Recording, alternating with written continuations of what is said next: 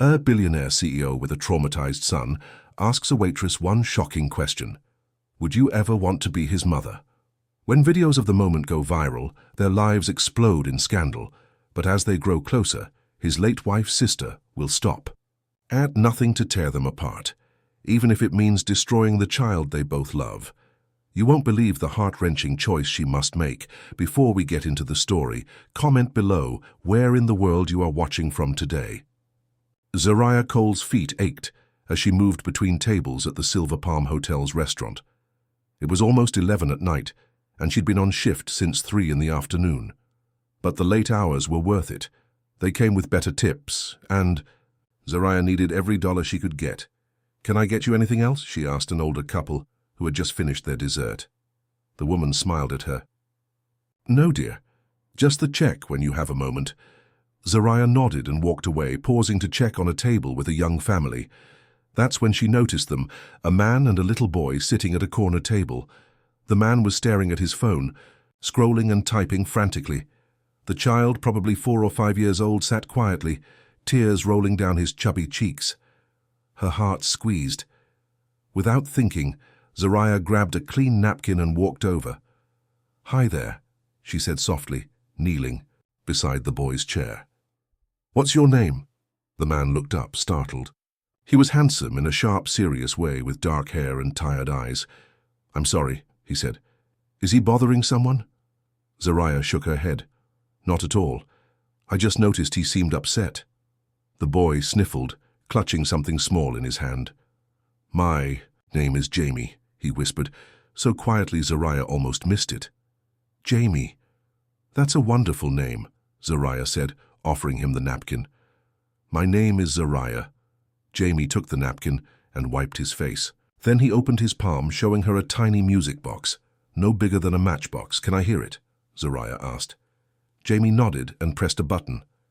A simple, sweet melody played, a lullaby Zariah recognized instantly. Without thinking, she began to hum along. Jamie's eyes widened. "You know Mommy's song?" The man was watching them now, his phone forgotten on the table. "It's a special song," Zariah said gently. "My grandmother used to sing it to me." She continued humming, and slowly Jamie's breathing steadied. His small shoulders relaxed. "There we go," Zariah said. "Sometimes we just need to let those feelings out, don't we?" Jamie nodded, tucking the music box back into his pocket. "Daddy doesn't like when I cry." The man flinched. "Jamie, that's not—" "I think everyone cries sometimes," Zariah interrupted, giving the man a pointed look. "Even daddies." She tucked the napkin into Jamie's hand. "Keep this for later in case you need it again." As she stood to leave, the man caught her wrist. His touch was warm, sending a strange tingle up her arm. "Wait," he said. His voice was deep, with an edge of desperation that surprised her. Would you ever want to be a mother to him?" The restaurant seemed to go silent. Zariah froze, certain she had misheard. "Excuse me?" The man looked as shocked by his own words as she felt. Behind them, Zariah heard the distinct click of a camera phone. "I mean—" he started, then stopped. "I'm sorry, that was inappropriate. You're the first person who's gotten him to stop crying in months." Zariah pulled her hand away. "I should check on my other tables." She hurried away, her heart pounding. What had just happened? Did a stranger really just ask her to be his son's mother? In the middle of a 5-star restaurant? For the rest of her shift, she avoided that corner table. When she finally glanced over again, they were gone.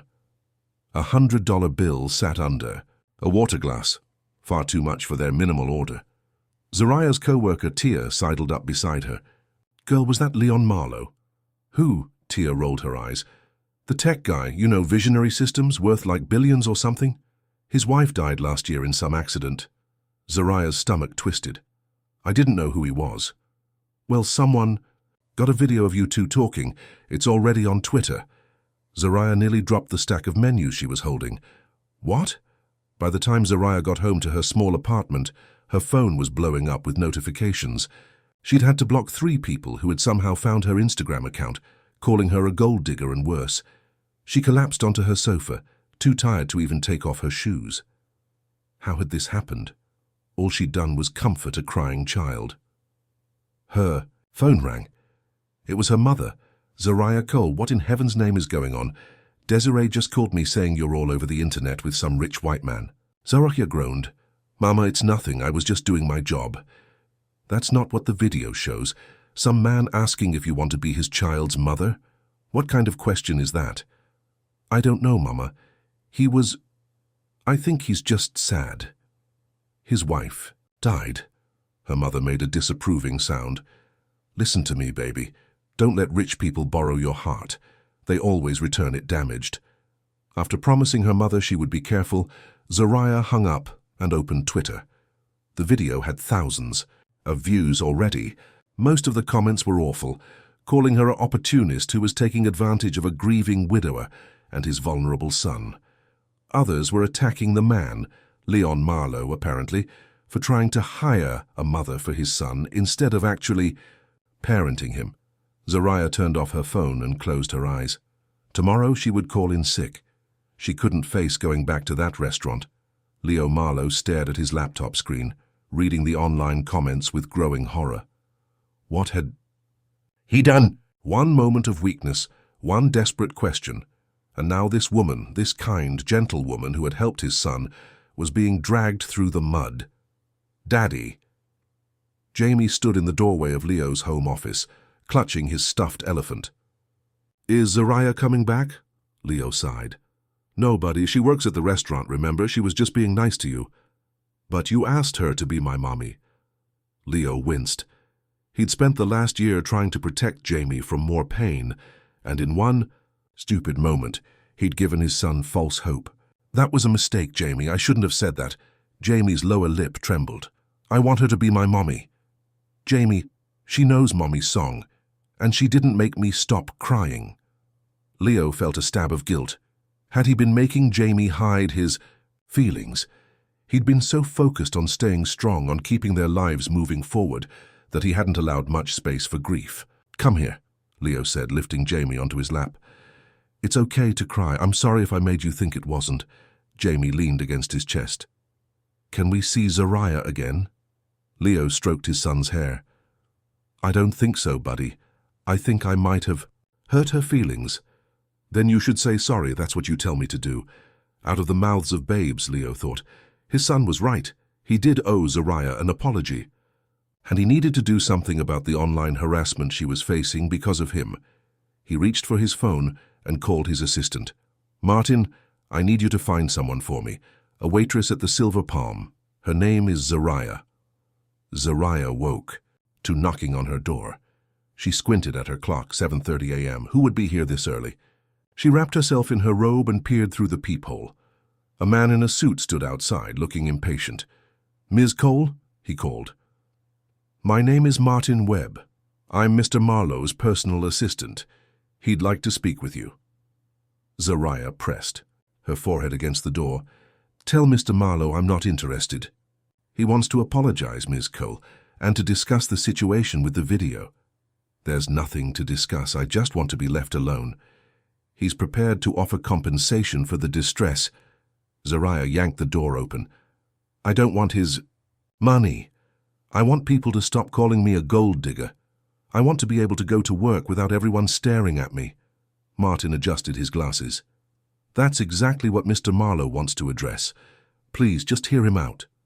Zariah hesitated. Maybe if she talked to him, he could do something about the video. He was some big tech billionaire, after all. Surely he had the power to make it disappear. Fine, when? Today.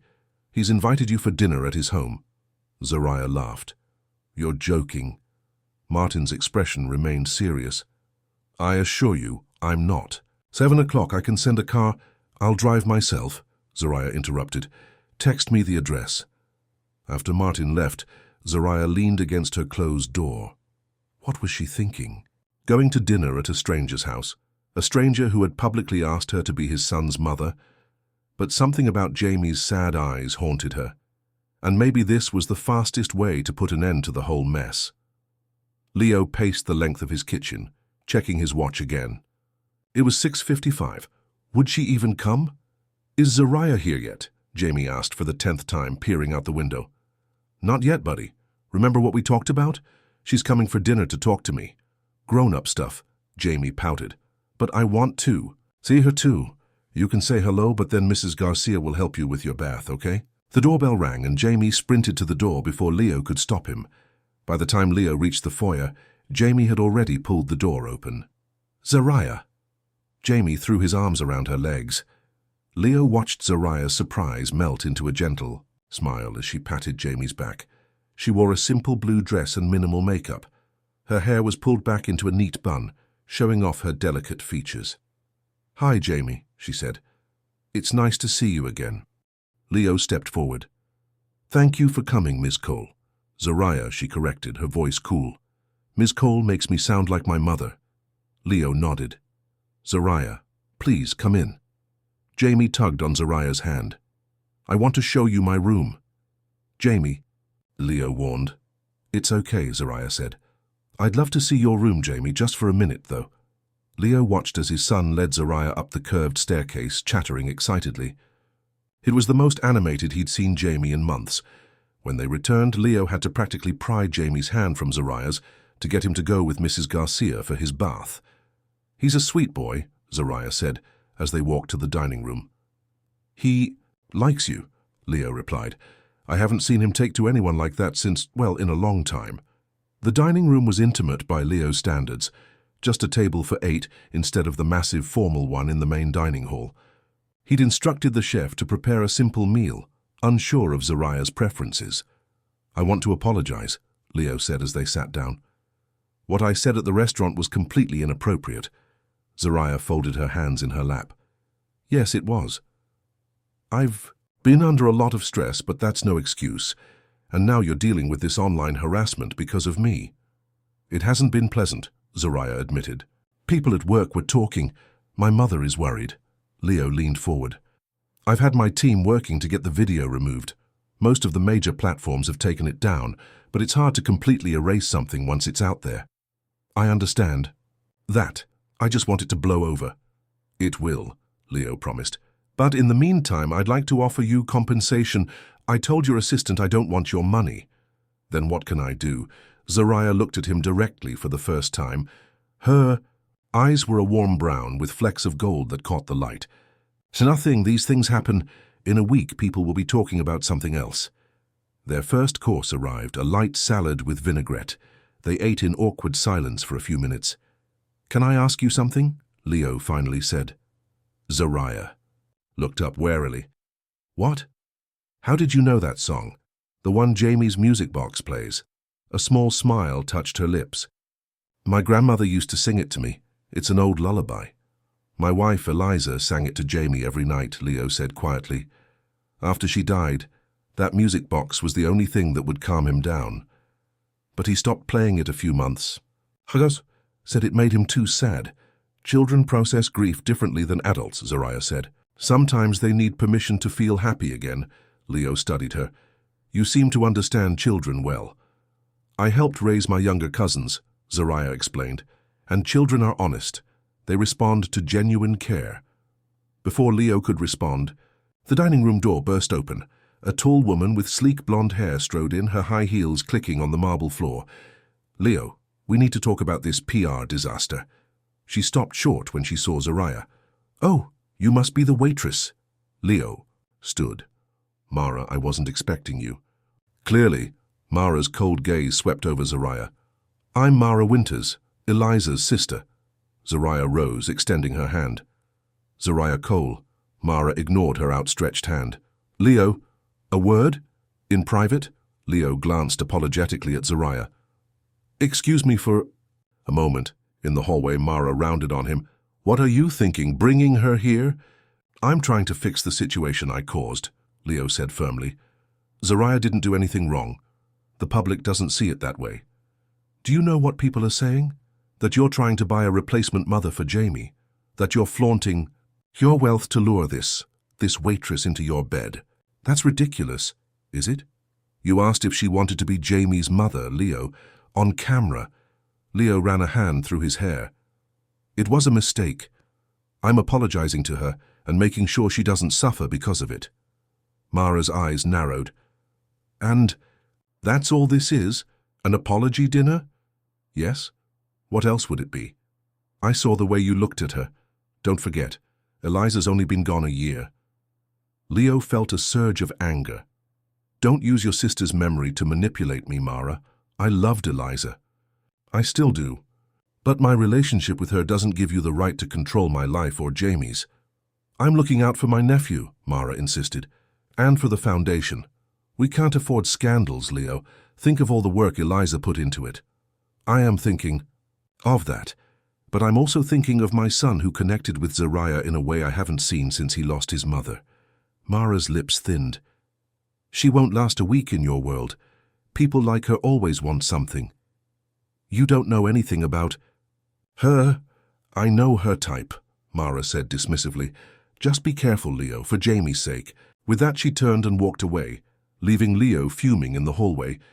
When he returned to the dining room, Zariah was standing by the window looking out at the garden. I should go, she said without turning around. Please don't. I'm sorry. About Mara. She's protective. She doesn't want me here, and she's right. I don't belong in your world. Leo moved to stand beside her. My world could use a little more kindness in it. Please stay. Finish dinner. Zariah hesitated, then nodded. All right. As they returned to the table, Leo found himself studying her. The gentle curve of her neck, the way she tucked her hair behind her ear when she was thinking. There was something about her that made him feel calm, centered. Tell me about yourself, he said as their main course arrived. What do you do when you're not working at the Silver Palm? Not much, Zariah admitted. I work double shifts most days trying to save up for school. What do you want to study? Early childhood education, she said, a spark lighting her eyes. I want to teach kindergarten eventually. Leo smiled. That makes sense. You're good with children. I love them, Zariah said simply. They see the world so clearly, no pretense. Unlike adults, Leo agreed. Their conversation flowed more easily after that. Leo found himself telling her about his work, about the pressure of running a company, while being a single father. Zariah listened without judgment, offering insights that surprised him with their wisdom. When the dinner ended, Leo walked her to the door. Thank you for coming, he said. I hope this helped, at least a little. Zariah nodded. I appreciate the effort you're making to fix things. I'd like to offer you a job, Leo said suddenly. Zariah's eyebrows shot up. A job? As Jamie's caregiver, part-time, just a few days a week. He clearly adores you, and I could use the help. I don't know, Mr. Marlowe. Leo, please. Leo, she amended. I'm not sure that's a good idea. The video, the rumors. We can be discreet. No one needs to know. And it would only be temporary until things died down.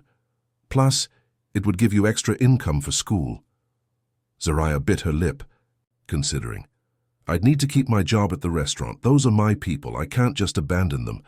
Of course, we can work around your schedule, and this would be strictly professional. Just me helping with Jamie. Leo nodded. Absolutely. I'll think about it, Zariah said finally. That's all I ask. As she walked to her car, Leo had the strangest feeling, like something important was walking away with her. He'd only met this woman twice, yet somehow she'd already begun to change things in his carefully ordered life. Inside, he found Jamie sitting on the stairs, still awake. Did Zariah leave? He asked, disappointment etched on his small face. Yes, but she might come back, Leo said, sitting beside him. Would you like that? If Zariah came to play with you sometimes? Jamie's face lit up. Yes. Can she come tomorrow? Leo chuckled. We'll see. Now bedtime for real. As he tucked Jamie in, his son clutched the music box in his hand. Daddy, can you play Mommy's song? Leo's throat tightened. Of course, buddy. He pressed the button, and the sweet melody filled the room. For the first time in months, the sound didn't bring only pain. There was something else there, too. A hint of hope, perhaps. Zariah couldn't sleep. Her mind kept replaying the dinner, the massive house, Leo's intense gaze. And Jamie. Sweet. Sad Jamie, who had shown her his treasures, a collection of rocks, a stuffed elephant named Ellie, and the precious music box. She thought about Leo's job offer. The practical side of her knew it made sense. The money would help her save for school faster, and she genuinely liked Jamie. But Mara's cold eyes and her mother's warning echoed in her mind. Don't let rich people borrow your heart. Her phone buzzed with a text message. Unknown. Zariah, it's Leo. Martin gave me your number. I hope that's okay. Just wanted to say thank you again for coming tonight. Jamie hasn't stopped talking about you. The offer stands whenever you decide. No pressure. Zariah stared at the message for a long time before saving the number and typing a reply. Zariah, I'll do it. For Jamie. But only part-time, and we need clear boundaries. His response came seconds later. Leo. Agreed. Thank you. This means a lot to both of us. Zariah set her phone down and looked out her window at the city lights. She had a feeling she was stepping into something bigger than she understood, a world of wealth and power that played by different rules than her own. But when she thought of Jamie's small hand in hers, his eyes lighting up when she hummed his mother's song, she knew she couldn't walk away. Whatever complications might come, that little boy needed someone who saw him, truly saw him, in his grief. And maybe, just maybe, his father needed the same thing. The next morning, Zariah woke to a flurry of text messages from her co-workers. Someone had leaked that she was going to work for Leo Marlowe. The online rumors were worse than ever. Now she wasn't just a gold digger, but apparently a home wrecker who had seduced a grieving widower. As she scrolled through the hateful comments, Zariah's phone rang. It was Leo. Have you seen the news? He asked without preamble. If you mean the rumors, yes. I'm so sorry, Zariah. I don't know how they found out. Zariah had her suspicions. Mara had made her feelings perfectly clear last night. It doesn't matter, she said, though it did. But maybe this job isn't a good idea after all. Don't say that, Leo said quickly. We can handle this. My PR team is already working on it. Your PR team, Zariah repeated. This is exactly why our worlds don't mix, Leo. In my life, problems don't get solved by PR teams. What can I do? He asked, and the genuine concern in his voice made her pause. I don't know, she admitted, but I need to think about this. I'll call you later. She hung up and sat on the edge of her bed, head in her hands. What had she gotten herself into?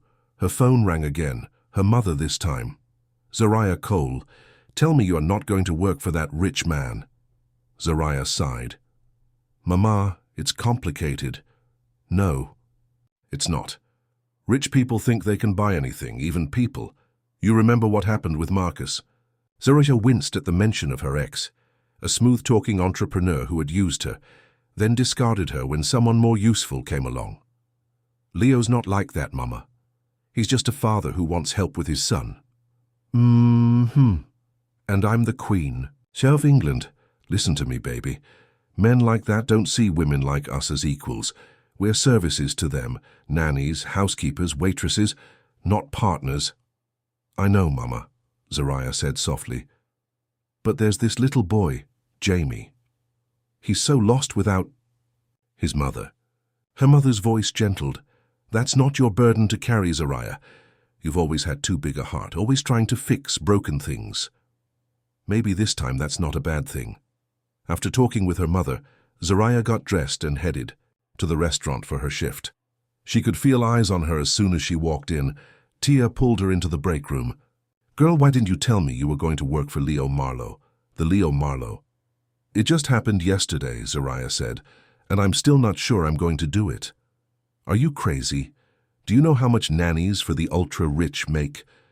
You could pay for school in a year. It's not about the money, Tia. Well, it should be, Tia insisted. Take advantage of this opportunity. Get yours. But that was the problem. Zariah didn't want to get hers if it meant becoming the gold digger. Everyone already thought she was. Her shift was unbearable. Customers whispered when she approached. One woman asked for a different server, loudly commenting that she didn't want someone like that handling her food. By the end of her shift, Zariah was exhausted and on the verge of tears. As she walked to her car in the parking garage, she heard footsteps behind her. Turning, she found herself face to face with Mara Winters. Ms. Cole, Mara said coolly. I was hoping we could talk. Zariah crossed her arms. About what? About your arrangement with my brother-in-law. Mara's smile didn't reach her eyes. I think there's been a misunderstanding. No misunderstanding. Leo offered me a job helping with Jamie. That's all. For now, Mara said. But we both know what men like Leo really want. Anger flared in Zoraya's chest. You don't know me, Ms. Winters, and it sounds like you don't know your brother-in-law very well either. I know he's vulnerable right now, and I know my nephew deserves better than to be confused by some temporary figure who'll be gone as soon as the novelty wears off. Is that what this is about? You're worried I'll hurt Jamie? I'm worried you'll take advantage of a situation that's already fragile, Mara said. Leo isn't thinking clearly. He hasn't been since Eliza died. Zoraya's phone buzzed in her pocket, a text from Leo asking if she was okay. The genuine concern in his message strengthened her resolve. I understand you're trying to protect your family, Zoraya said, but Jamie needs someone who sees him, really sees him, not just the heir to a fortune, but a little boy who misses his mum. Mara's expression hardened. Stay away from my family, Ms. Cole. You won't last a week in our world. With that, she turned and walked away, her heels echoing in the concrete garage. Zoraya got into her car, hands shaking slightly as she started the engine. Mara's warning felt like a threat, but there was something else bothering her more, the genuine worry she'd seen beneath Mara's icy exterior. The woman truly believed Zoraya would hurt Jamie, and possibly Leo too. Was she right? Was Zoraya setting herself up to cause more pain for a family that had already suffered enough? She pulled out her phone and called Leo. I'll do it, she said when he answered. I'll help with Jamie, but we need to be clear with everyone, including Jamie, that this is temporary. I don't want him getting attached only to be hurt again. Thank you, Leo said, relief evident in his voice. When can you start? Zoraya took a deep breath. Tomorrow, but Leo, we need rules, boundaries. This can't be like the restaurant where you ask me strange questions that end up on the internet. Leo chuckled. Fair enough. No more life-changing questions in public places. Or in private ones, Zoraya added firmly. Understood. See you tomorrow, Zoraya. As she drove home, Zoraya couldn't shake the feeling that she was stepping into something much bigger than a part-time caregiving job. Whether it was the start of something wonderful or a terrible mistake, only time would tell. But one thing was certain. Jamie's sweet face and Leo's troubled eyes had already found a place in her heart, and she couldn't turn away from them now, no matter what Mara or her mother or the entire internet had to say about it. The Marlowe estate looked even more intimidating in daylight. As Zoraya parked her old Honda next to a row of luxury cars, she felt a flutter of nerves in her stomach. What was she doing here? She checked her reflection in the rearview mirror. Simple makeup, hair pulled back in a neat ponytail, casual but tidy clothes. Professional, not trying too hard. That was the look she was going for. Before she could reach the front door, it flew open. Jamie came running out, a blur of energy in dinosaur pajamas. Zoraya, you came. He crashed into her legs, wrapping his arms around her knees. The pure joy on his face melted away her anxiety. I promised I would, didn't I? She said, ruffling his hair. Leo appeared in the doorway, coffee mug in hand. He looked different today, less polished, more human in jeans and a simple t-shirt. His eyes were tired, but he smiled when he saw her. Sorry about the pajamas, he said, nodding at Jamie. Someone refused to get dressed until you arrived. I wanted to show Zoraya my dinosaurs, Jamie explained, tugging on her hand. Come see, Zoraya.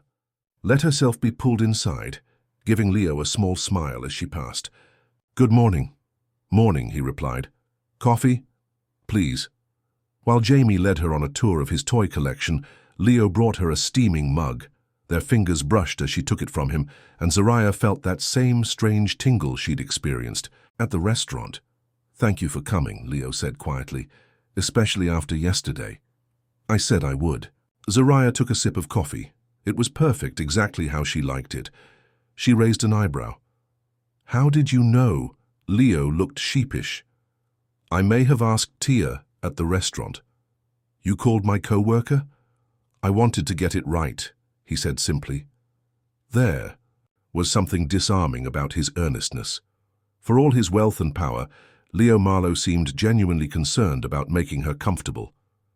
I have meetings until 2, he continued.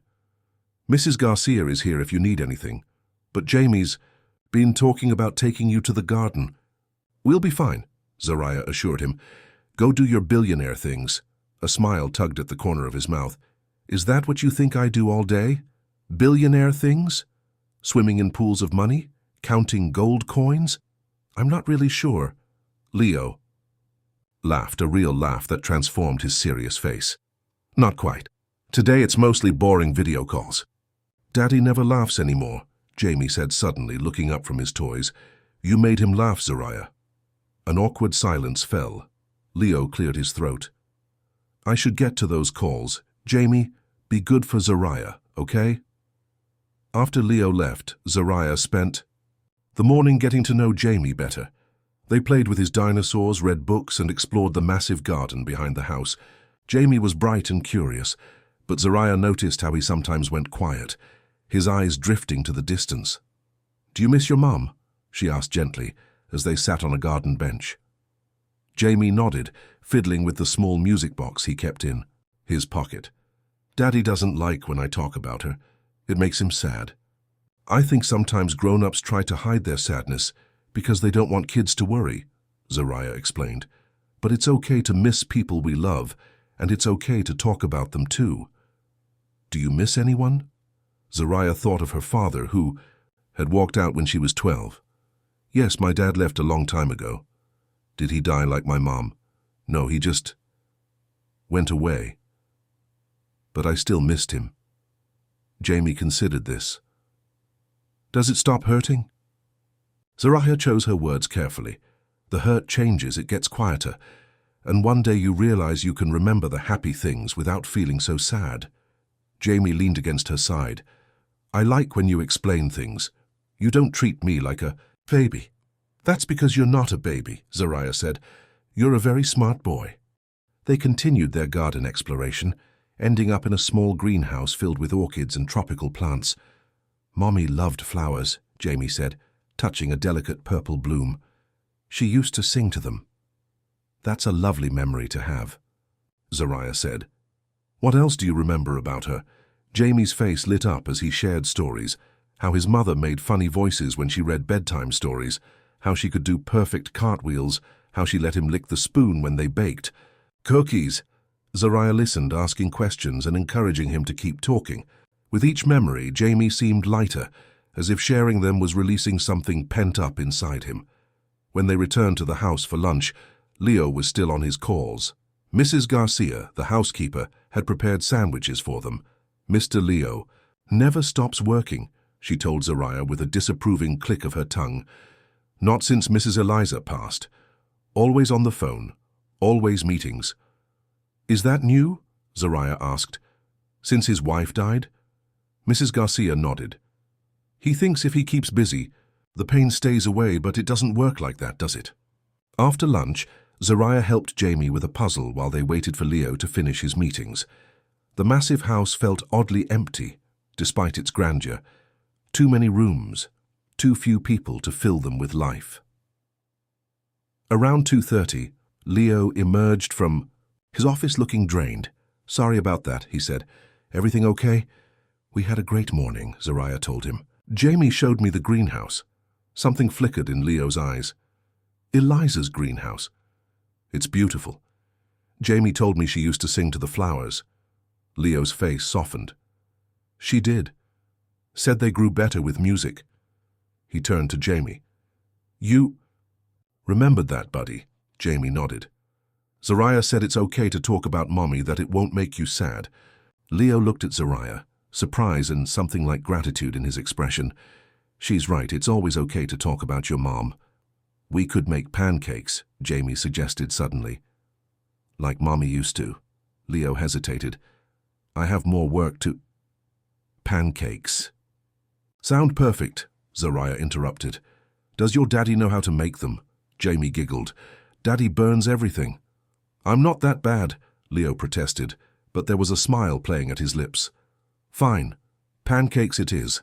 The kitchen was a chef's dream, all gleaming stainless steel and marble countertops.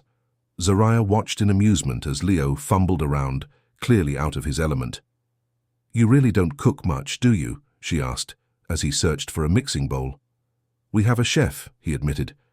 But Eliza used to insist on making Sunday pancakes herself.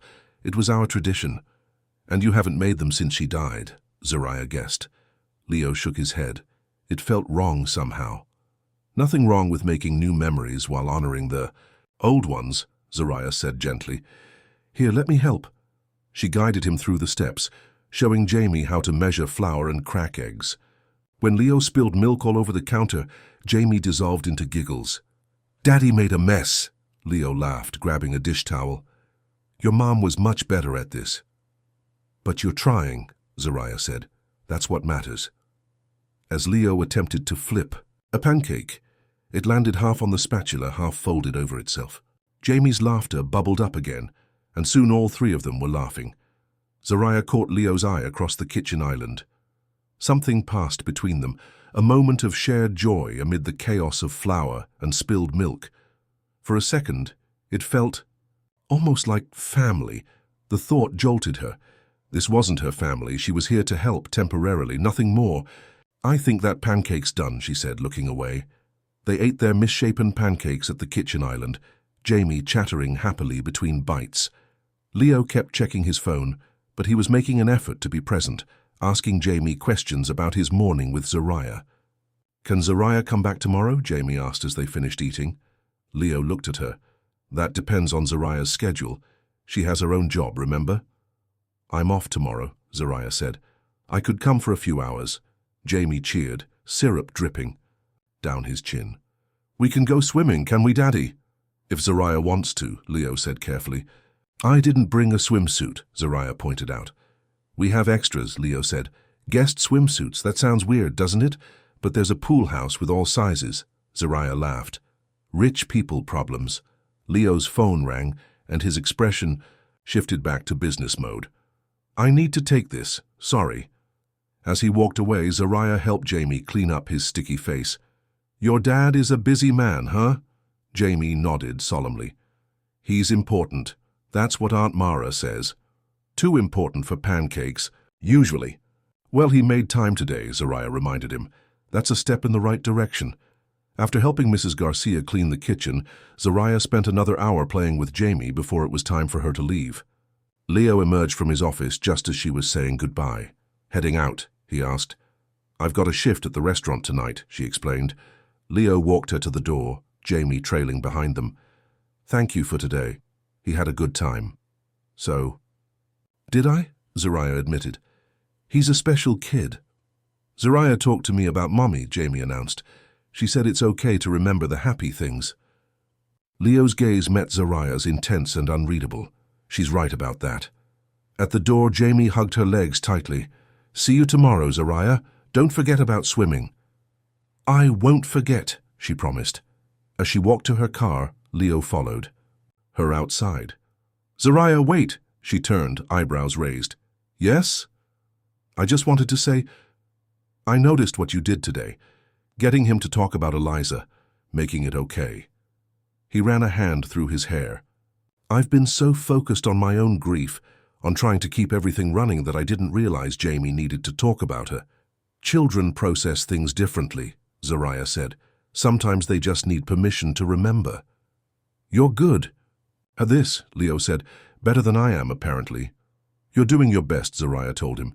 That counts for a lot. Leo stepped closer. Would you have dinner with me sometime? Just us. Zariah tensed. I don't think that's a good idea, because of what people might say. Partly.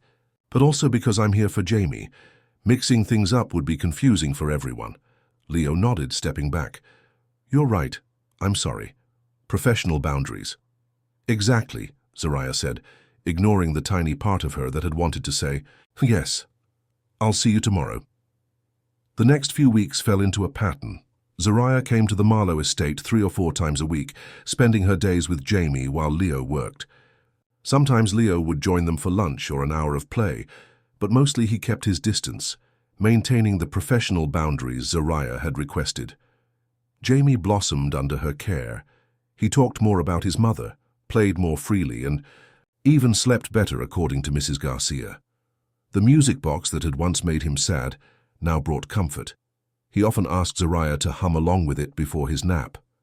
One afternoon, as Zariah was helping Jamie build a fort in the living room, the doorbell rang. Mrs. Garcia answered it, and moments later, Mara Winters swept into the room. "What is this mess?" she demanded, eyeing the blankets and pillows strewn across the expensive furniture. "We're building a castle," Jamie explained, unfazed by his aunt's disapproval. "Zariah says imagination is important." Mara's cold gaze landed on Zariah. "Does she now? And I suppose imagination is more important than your piano lesson, which you're missing right now?" Jamie's face fell. "I forgot." "Obviously," Mara said. Dryly, "Where's your father?" "Conference call," Zariah answered, standing up. "I didn't know Jamie had a lesson today. It wasn't on the schedule Leo gave me." "I rescheduled it," Mara said dismissively. "Jamie needs structure, not whatever." "This is." "A child also needs play," Zariah countered. "Balance is important." Mara's eyes narrowed. "And you're an expert on child development now. I wasn't aware waitressing required a degree in early childhood education." Zariah bit back a sharp retort, conscious of Jamie watching them. "I'll help Jamie get ready for his lesson." "Don't bother." "I'll take him myself," Mara said. "Jamie, go get your music book." After Jamie left the room, Mara turned to Zariah. "You're still here, I see. Longer than I expected." "Jamie likes having me around." "Jamie is 4. He also likes eating cookies for breakfast and staying up past midnight. Children don't always know what's best for them." "And you do," Zariah challenged. "I know my sister wouldn't want some stranger playing mother to her son," Mara said coldly. Eliza had plans for Jamie. The best schools, the right activities, the proper social circle. Not forts and pancakes and missed lessons. "There's room for both in his life," Zariah said. "Structure and joy." "How convenient that you've made yourself essential to the joy part," Mara observed. "Tell me, how much is Leo paying you for this gig?" "More than you made carrying plates, I imagine." Zariah felt her cheeks flush. "My arrangement with Leo is none of your business." "Leo is family. Jamie is my blood. That makes it very much my business." Mara stepped closer. "I've seen women like you before, latching onto vulnerable, wealthy men, using their children as leverage." "You don't know anything about me," Zariah said quietly. "I know enough," Mara replied, "and I know this little arrangement won't last. Leo will come to his senses eventually." Jamie returned with his music book, and Mara's demeanor instantly changed. She smiled warmly at her nephew, taking his hand. "Ready to go, sweetheart? Ms. Peterson says you're making wonderful progress." As they left, Jamie waved goodbye to Zariah. "Will you still be here when I get back?" "I'll be here," Zariah promised, ignoring Mara's pointed look.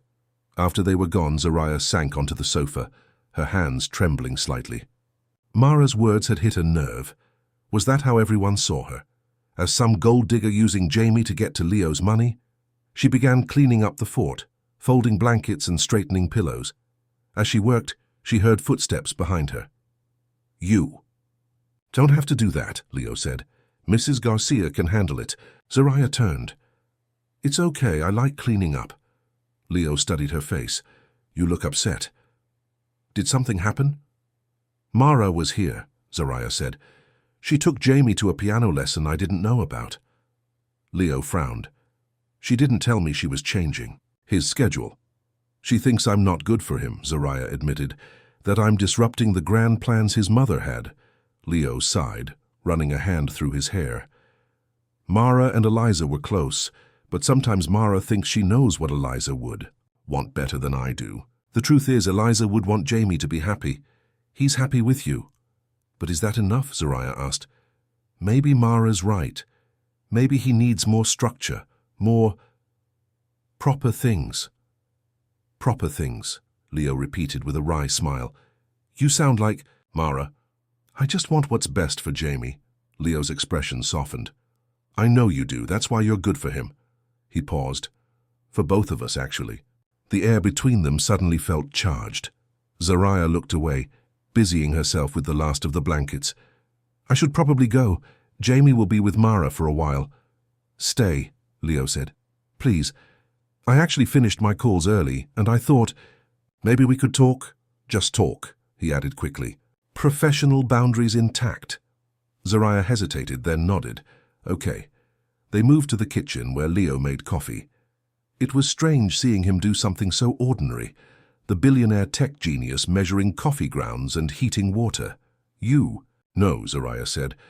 I half expected you to press a button and have coffee delivered by robots or something. Leo laughed. Not everything in my life is automated, though I did design a coffee delivery drone once in college. It crashed and spilled hot coffee all over my roommate. No way, the great Leo Marlowe made a mistake? Hard to believe, I know, he said dryly. I've made plenty of mistakes. Their conversation flowed easily.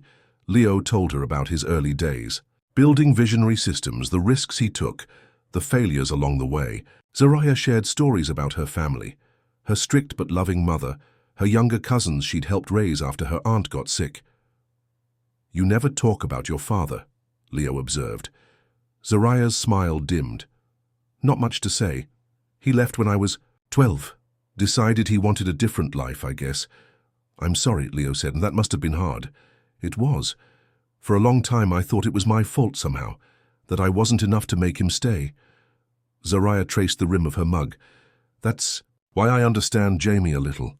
That fear that someone might leave again. Leo reached across the table, his hand covering hers. You're more than enough, Zariah. Anyone who couldn't see that was a fool. The touch of his hand sent warmth spreading through her. Zariah knew she should pull away, maintain those professional boundaries she'd insisted on. But for a moment, she let herself feel the connection between them. The moment was broken by the sound of the front door opening. Zariah quickly withdrew her hand as Jamie came running into the kitchen, his face alight with excitement. Daddy! Zariah! Miss Peterson said I played perfect today. Leo scooped him up, pride evident on his face. That's wonderful, buddy. Did you thank Aunt Mara for taking you? Jamie nodded, then wiggled down to show Zariah his music book. I'm learning a new song. Want to hear it? I'd love to, Zariah said, avoiding Mara's gaze as she entered the kitchen. Mara took in the scene. Leo and Zariah sitting close together at the kitchen island, coffee mugs between them. Her lips thinned. Leo, I need to speak with you about the Foundation Gala next week, she said. In private, Leo nodded. Of course. Zariah, would you mind taking Jamie to the music room? He can show you his new piece. As Zariah left with Jamie, she felt Mara's eyes on her back, cold, calculating, and determined. In the music room, Jamie proudly showed Zariah the glossy black grand piano.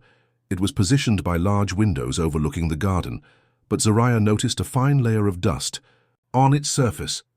Does your daddy play? She asked as Jamie climbed onto the bench. Jamie shook his head. Just Mommy, Daddy doesn't come in here much. Zariah looked around the room, noticing framed photos of a beautiful woman with Jamie. Eliza, she presumed. The woman had Jamie's eyes and smile, her blonde hair caught in the sunlight as she hugged her son. Your mum was very pretty, Zariah said.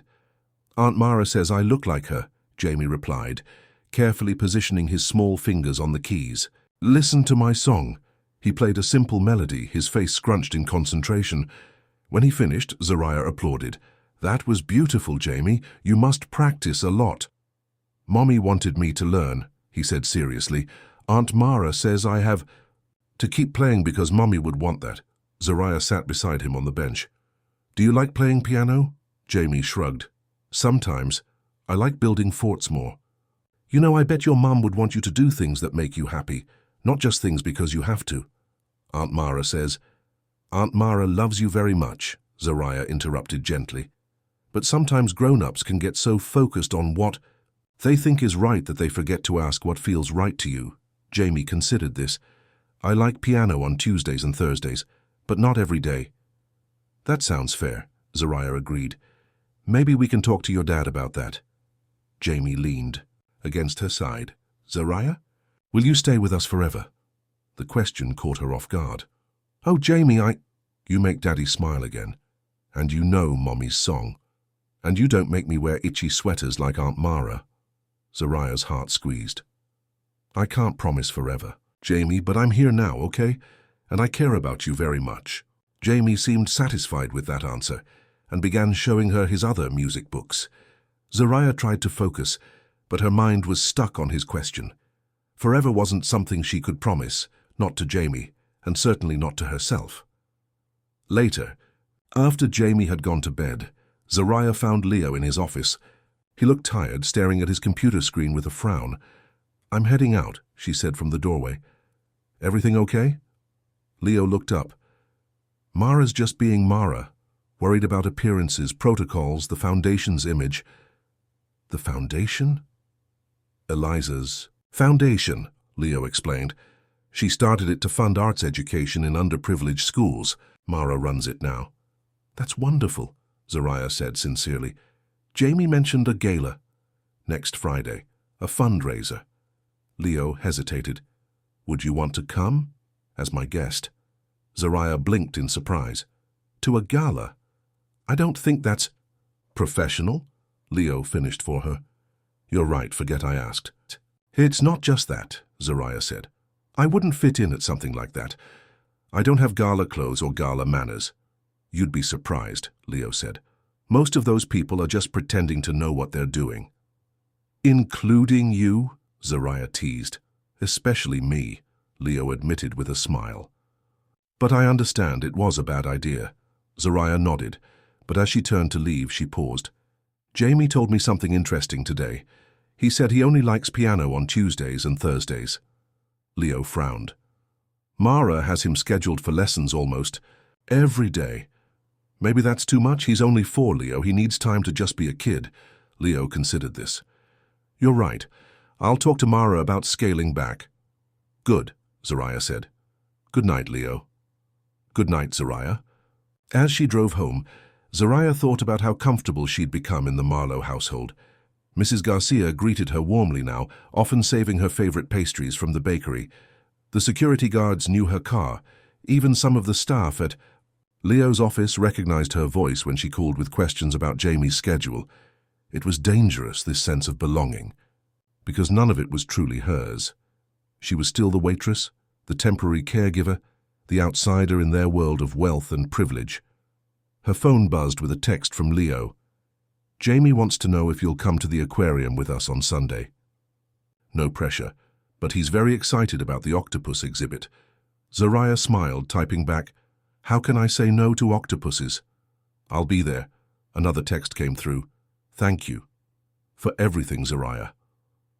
You've brought something back to our home that I thought was gone forever." Zariah stared at the message, her heart beating faster. What was she doing?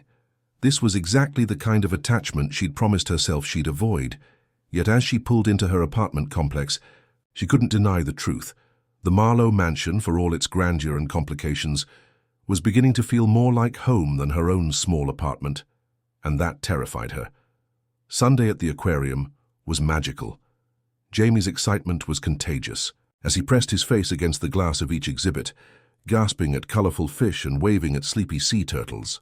Leo seemed more relaxed than Zariah had ever seen him, his phone tucked away in his pocket, his attention fully on his son. They stood together in the dim blue light of the octopus tank, watching the intelligent creature change colors and squeeze through a narrow opening. "Did you know octopuses have 3 hearts?" Jamie told Zariah, his small hand in hers.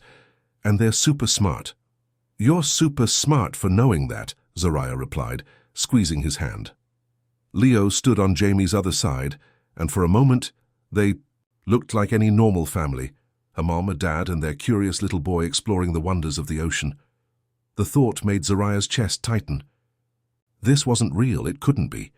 As they moved to the next exhibit, a woman with a camera recognized Leo. "Mr. Marlowe, could I get a photo for Social Seattle?" Leo tensed. "Not today, thank you. I'm here with my family." Family. The word hung in the air between them as they continued walking. At the touch tank, Jamie giggled as starfish tickled his fingers. A volunteer helped him hold a horseshoe crab, explaining how old the species was. "They're living fossils," the young woman said. "Almost unchanged for millions of years." "Like dinosaurs?" Jamie asked. "Exactly, you're a smart one," Jamie beamed. "My mommy teaches me things," he said, grabbing Zariah's hand. Zariah froze, looking at Leo. His expression was unreadable. "Jamie," she said gently. "I'm not..." Look, sharks, Leo interrupted, pointing to the next room. Race you there, buddy. Jamie took off running, the moment forgotten. But Zariah couldn't shake it as they continued their tour. Jamie had called her Mommy, not directly, but in how he'd described her to the volunteer. In the gift shop, Jamie picked out a stuffed octopus. For you, Zariah, he said. So you remember today? That's very thoughtful, she said, kneeling to hug him. I'll keep it forever. Leo watched them, something soft and sad in his eyes. As they walked to the parking lot, Jamie skipped ahead, clutching his own new stuffed shark. I'm sorry about what he said, Leo said quietly. About you being his mother. It's okay, Zariah replied. He's just confused. I've been spending a lot of time with him. It's more than that, Leo said. He trusts you, loves you even, and I can't blame him. The implication in his words made Zariah's heart skip. Leo, I know. Professional boundaries. He sighed. It's just getting harder to remember why those boundaries are so important. Before Zariah could respond, Jamie called out for them to hurry. The moment passed, but Zariah felt the weight of it all the way home. That night, she placed the stuffed octopus on her bedside table, its googly eyes watching her as she tried to sleep. Jamie's innocent mistake at the touch tank kept replaying in her mind. My mommy teaches me things. Zariah had never thought much about being a mother. Her own complicated family history had made her cautious about starting a family. But being with Jamie these past weeks had awakened something in her, a capacity for love she hadn't known she possessed. And then there was Leo, kind, complicated Leo, who watched her with those intense eyes when he thought she wasn't looking, who made sure her coffee was perfect and listened to her opinions about his son's well-being, who had called them a family today, even if it was just to brush off a photographer. She was falling for them both, and it was the most dangerous thing she could do. Her phone lit up with a text from Leo. Jamie wants to say goodnight. Video call, okay? Moments later, Jamie's sleepy face filled her screen. Zariah, I named my shark Max. He sleeps next to me. That's a perfect name, she said. Is he being a good shark? Jamie nodded. Daddy says you're coming tomorrow after school. That's right, we can finish our castle. Promise. Promise, Zariah said. Now get some sleep, okay? Okay. Night-night, Mama Z. Before Zariah could correct him, Jamie had handed the phone to Leo and snuggled down under his covers. Leo's face appeared on screen, apologetic. Mama Z? Zariah whispered. It's new, Leo admitted. Started tonight. I can talk to him about it. It's okay, Zariah said, surprising herself. It's kind of sweet, actually. Leo's expression softened. He had a good day today, we both did. Me too, Zariah admitted. Good night, Zariah. Good night, Leo. As she set her phone down, Zariah realized with sudden clarity that she was in trouble. Deep, heart-aching trouble. Because somewhere between wiping Jamie's tears at the restaurant and holding his hand at the aquarium, she had come to love that little boy. And his father. That was a complication she wasn't ready to face. But as she drifted off to sleep, the stuffed octopus watching over her, Zariah couldn't help but wonder what it would be like to belong to them for real, to be Mama Z, not just in a child's innocent mistake, but in truth. The next morning, Zariah woke to a barrage of texts from Tia. Heart sinking, she opened the first one to find a link to a gossip blog. The headline made her stomach drop. Marlowe's nanny climbing the ladder? Waitress cozies up to Billionaire at family outing. There were photos from the aquarium. Leo, Jamie, and Zariah standing by the octopus tank. Jamie holding Zariah's hand. Leo watching them with an expression that, even Zariah had to admit, looked a lot like longing. The article was vicious, questioning Zariah's motives and suggesting she was using Jamie to get to Leo's fortune. It even dug up an old photo of her with Marcus, her ex, describing him as another wealthy older man she'd dated. The fact that Marcus had been neither wealthy nor significantly older was conveniently ignored. Call me, Tia had written. This is wild. Zariah felt sick.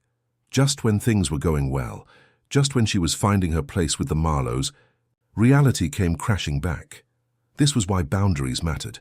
This was why she couldn't let herself dream of being part of their family. Her phone rang. Leo. "Have you seen it?" he asked without preamble. "Yes," Zariah said, her voice small. "It's awful. I'm so sorry, Zariah. My team is already working on it. We'll get a retraction." "Will that matter? People believe what they want to believe." Zariah took a shaky breath. "Maybe I should quit." "No," Leo said firmly. "Running away won't solve anything. That's exactly what they want, to drive you away.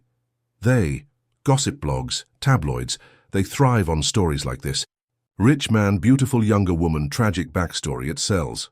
Beautiful, he'd called her beautiful." Zariah pushed the thought away. "This isn't about selling stories, Leo. It's about Jamie.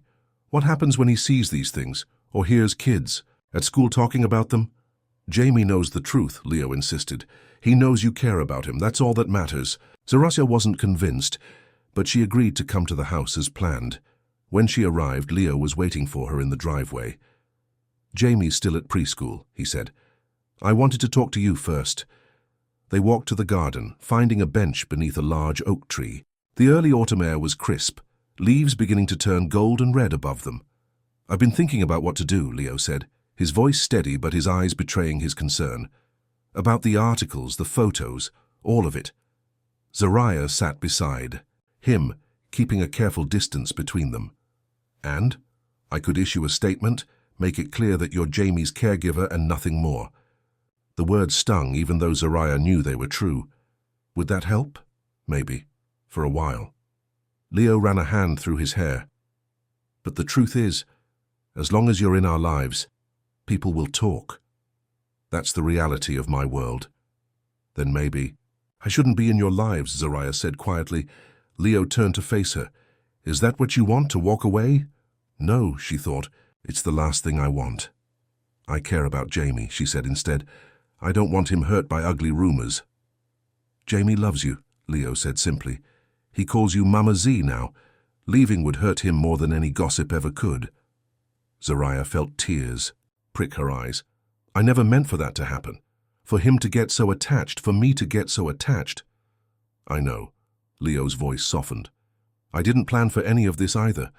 When I asked you that ridiculous question at the restaurant, I was just desperate. Watching you with Jamie, seeing how naturally you eased his pain, it was like witnessing a miracle." "It wasn't a miracle," Zariah insisted. "It was just kindness. Any decent person would have done the same." "But they didn't," Leo said. "You did." He reached for her hand, his fingers warm against hers. Zariah knew she should pull away, maintain those boundaries she'd insisted on. But she couldn't bring herself. How to break the connection? "What are we doing, Leo?" she whispered. Before he could answer, the sound of tires on gravel broke the moment. Zariah withdrew her hand as Martin's car pulled up, Jamie visible in the back seat. "Zariah!" Jamie shouted, running toward her the moment Martin helped him out of the car. "I drew a picture of us at school today." Zariah knelt to hug him, forcing a smile. "I can't wait to see it." Jamie proudly presented a crayon drawing of 3 stick figures, one tall with dark hair, one small, and one with curly hair like Zariah's. "It's you and me and Daddy at the aquarium. See? I drew Max the shark too." "It's beautiful," Zariah said, her heart aching. "Let's go put it on the refrigerator." As they walked toward the house, Leo caught Zariah's arm. "This conversation isn't over," he said quietly. "We need to figure this out." But for the rest of the day, they were never alone.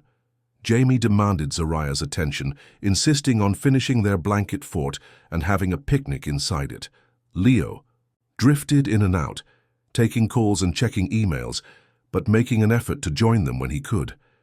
It was almost normal, almost like the family they pretended to be at the aquarium.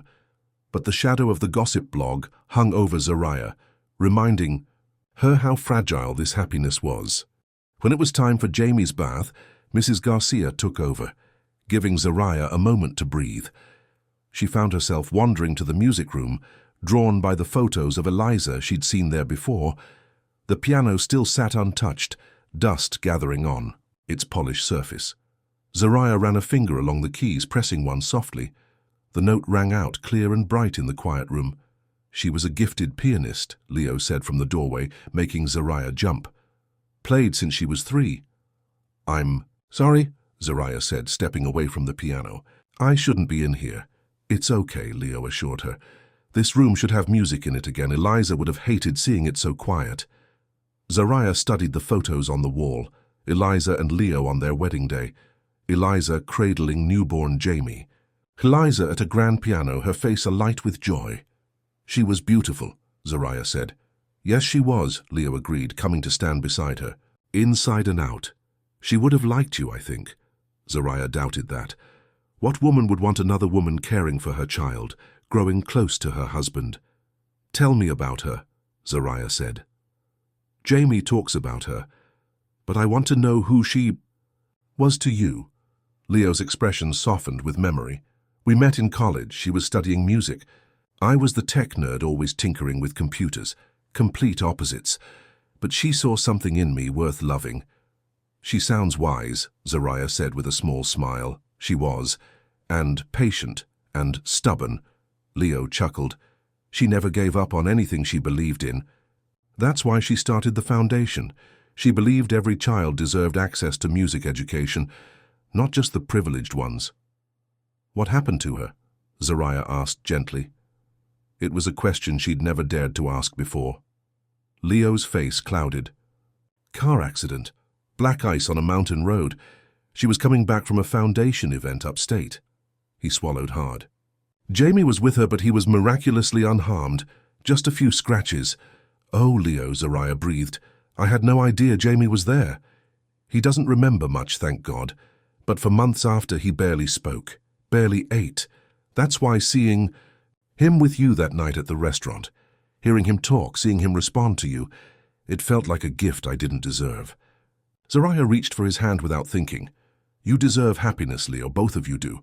Leo's fingers tightened around hers. So do you, Zariah. They stood there in the fading light, surrounded by Eliza's photos, their hands linked. The moment felt sacred somehow, an acknowledgement of the past and a tentative reach toward the future. Daddy, Jamie's voice broke the spell. Mrs. Garcia says it's story time. Leo reluctantly released Zariah's hand. Coming, buddy, as they left the music. Zariah glanced back at Eliza's smiling face in the photos. For the first time, she wondered if maybe, just maybe, Eliza might approve of her after all. Not as a replacement, never that, but as someone who loved Jamie and wanted to help heal what had been broken. The next morning, Zariah woke early for her shift at the restaurant. Though she spent most days with the Marlows now, she'd kept her waitressing job, needing the independence it gave her. The restaurant was busy with the breakfast crowd, business people grabbing coffee and tourists lingering over pancakes. Zariah moved between tables with practiced ease, her mind half on her work and half on the conversation with Leo in the music room. Zariah, her manager called, breaking her reverie.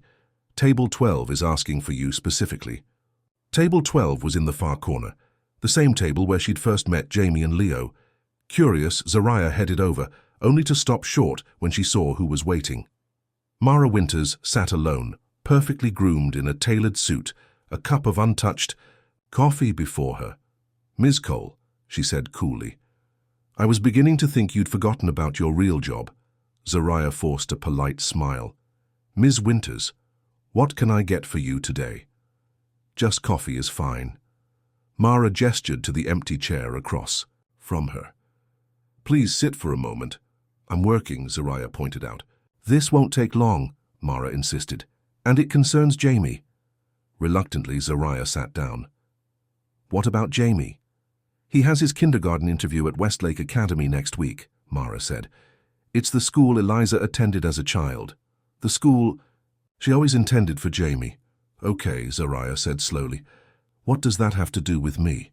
Jamie has been talking non-stop about Mama Z coming to see his new school, Mara said, her voice sharp on the nickname. This is precisely the kind of confusion I warned Leo about. I never asked Jamie to call me that, Zariah defended herself. It just happened. Things don't just happen, Ms. Cole. Children model what they see, and what Jamie sees is you playing house with his father. That's not fair, Zariah said. I've been careful to maintain boundaries with Leo. Mara raised an elegant eyebrow. Have you? The photos from the aquarium suggest otherwise. Zariah felt her cheeks warm. We took Jamie on an outing, that's all. Leo may be blinded by grief and loneliness, but I see what's happening. Mara leaned forward. You're positioning yourself as the perfect substitute, the caring mother figure Jamie needs, the supportive partner Leo wants. It's actually quite impressive how quickly you've embedded yourself in their lives. You don't know anything about me or my intentions, Zariah said, her voice low but firm. I know your type, Mara countered. And I know what's best for my nephew. Eliza had plans. For him, a future, a legacy. He belongs in our world, not yours. Jamie deserves to be happy, Zariah said, to laugh and play and be a child, not just fulfill someone else's plans for him. How convenient that your vision of what's best for Jamie involves you staying in the picture. Mara checked her watch. Family Day at Westlake is Friday at 10. If you really care about Jamie, you'll find a reason not to attend. Let him adjust to his new school without confusion about your role in his life. With that, Mara stood, placing a $20 bill on the table. Keep the change, she said with a tight smile.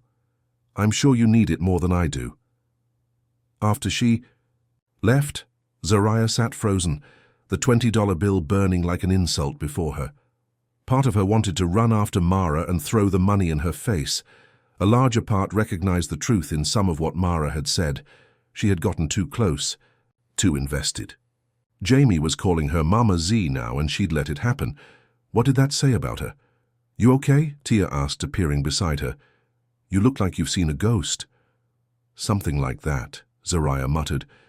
Rich people and their games. Speaking of rich people, Tia said, lowering her voice, there's a guy over there who's been watching you. Says he knows you. Zariah followed Tia's gaze to the bar, where a familiar face made her heart sink even further. Marcus, her ex. Tell him I'm busy, Zariah said. Better yet, tell him I don't work here anymore. Too late, Tia whispered as Marcus approached, his practiced smile firmly in place.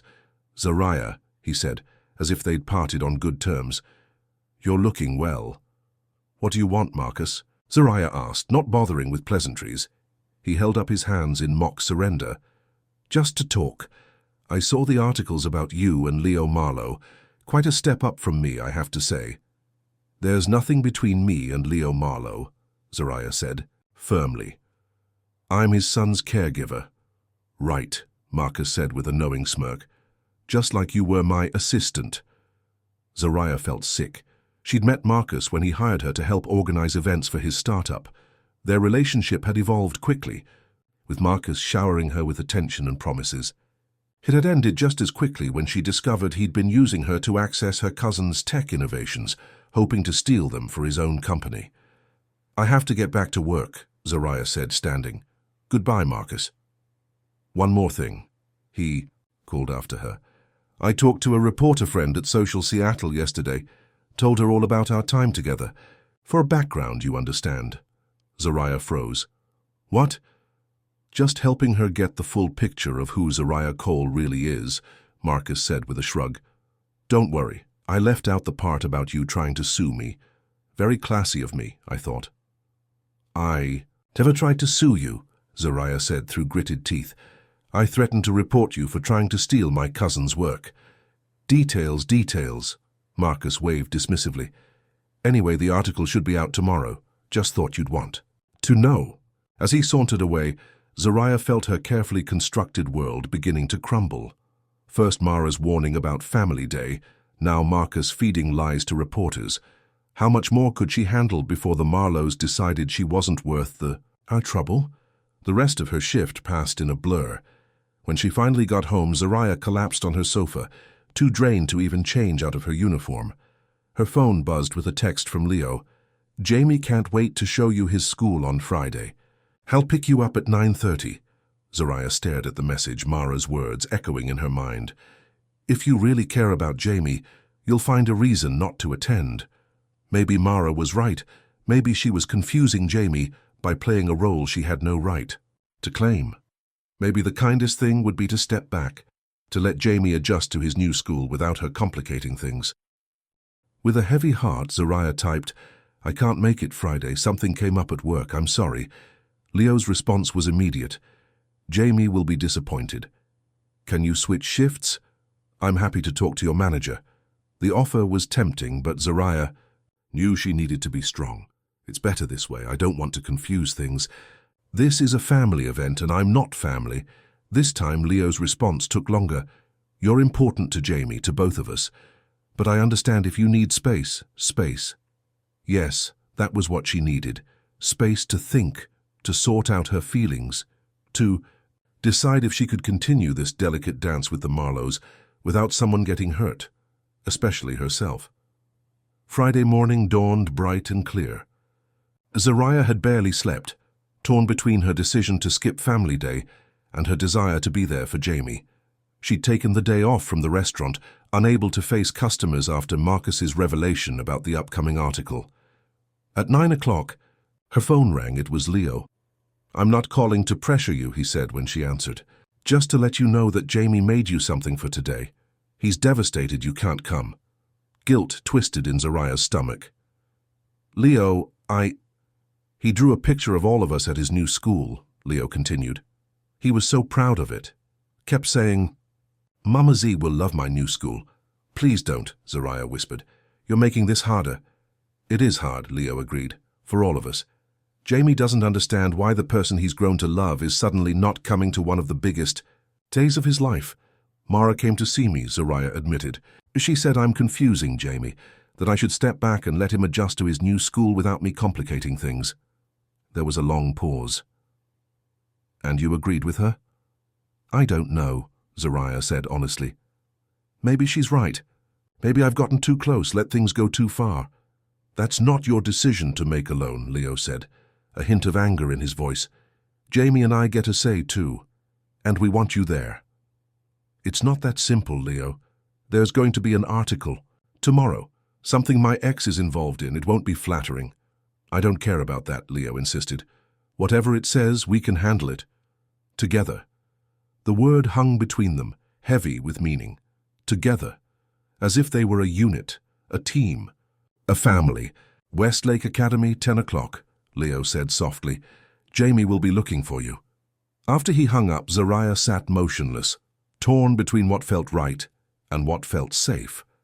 Mara's warnings warred with Leo's assurances in her mind. In the end, it was Jamie's face she couldn't bear to disappoint. With a decisive nod, she stood and headed to her closet. If she was going to a fancy school event, she needed to at least try to look the part. Westlake Academy was even more imposing than Zariah had imagined, a sprawling campus of ivy-covered brick buildings and manicured lawns.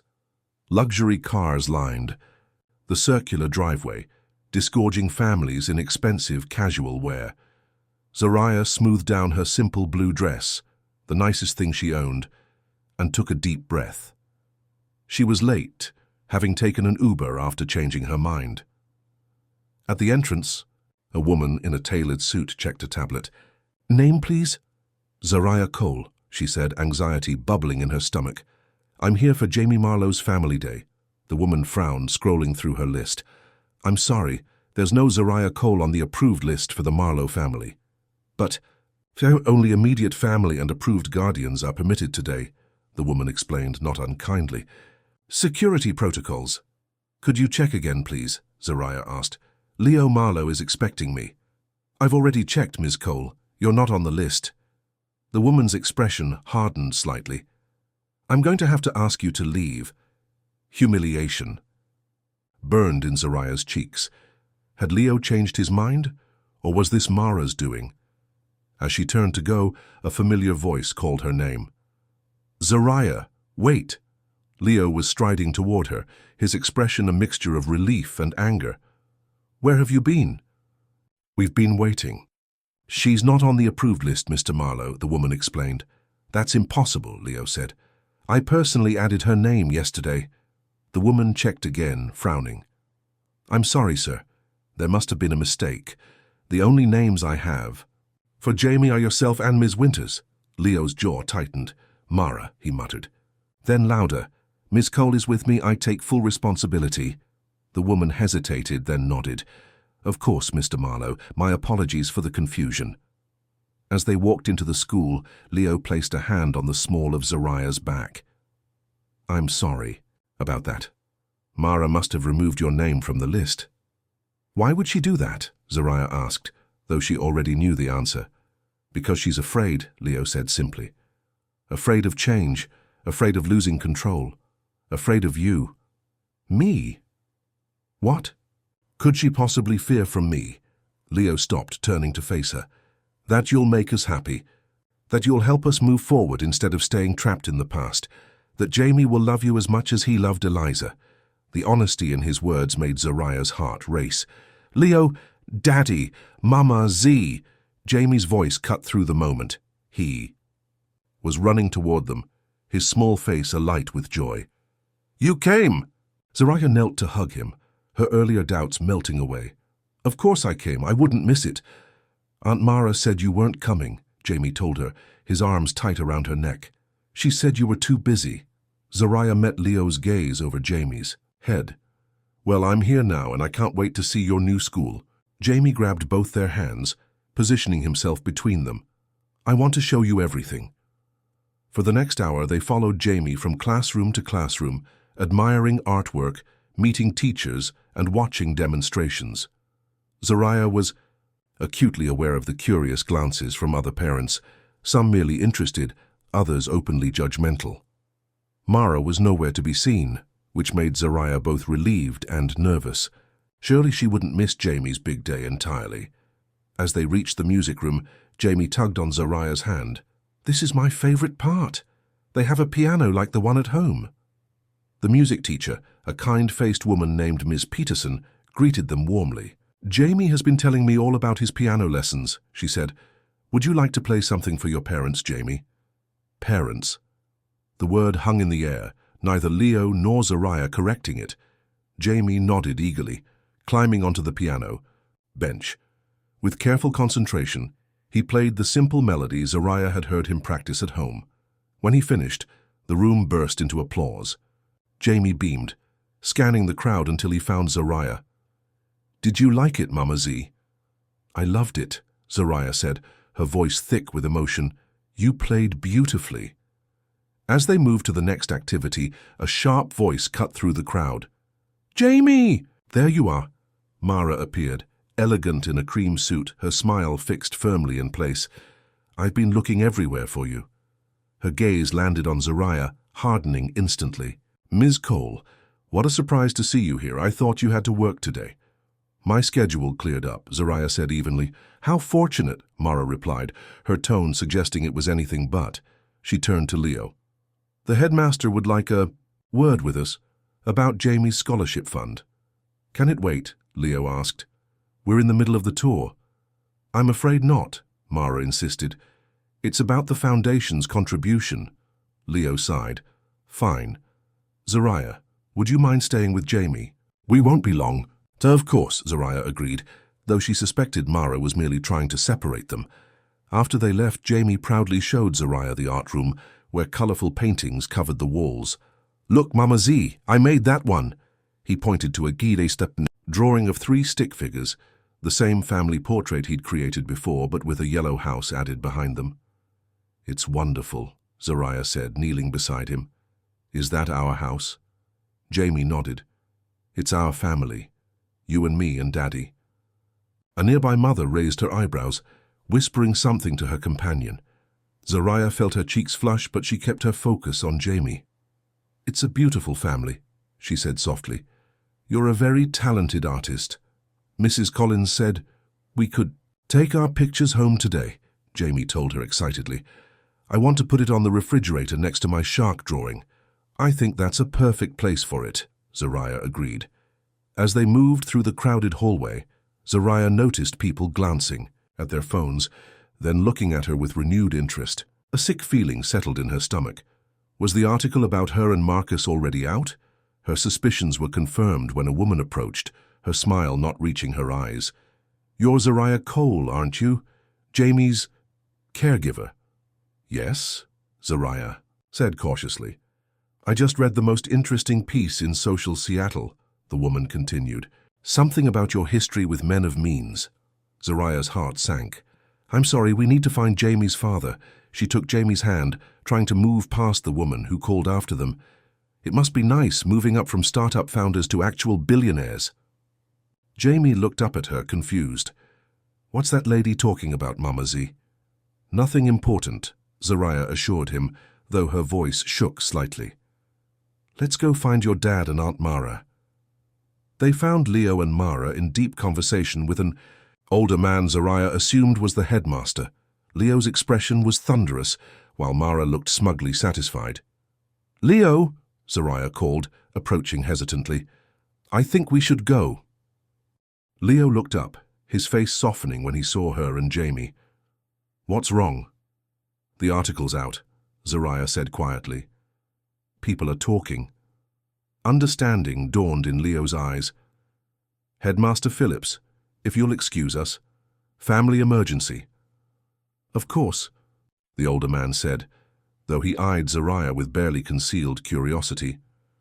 We can continue our discussion next week. Mara stepped forward.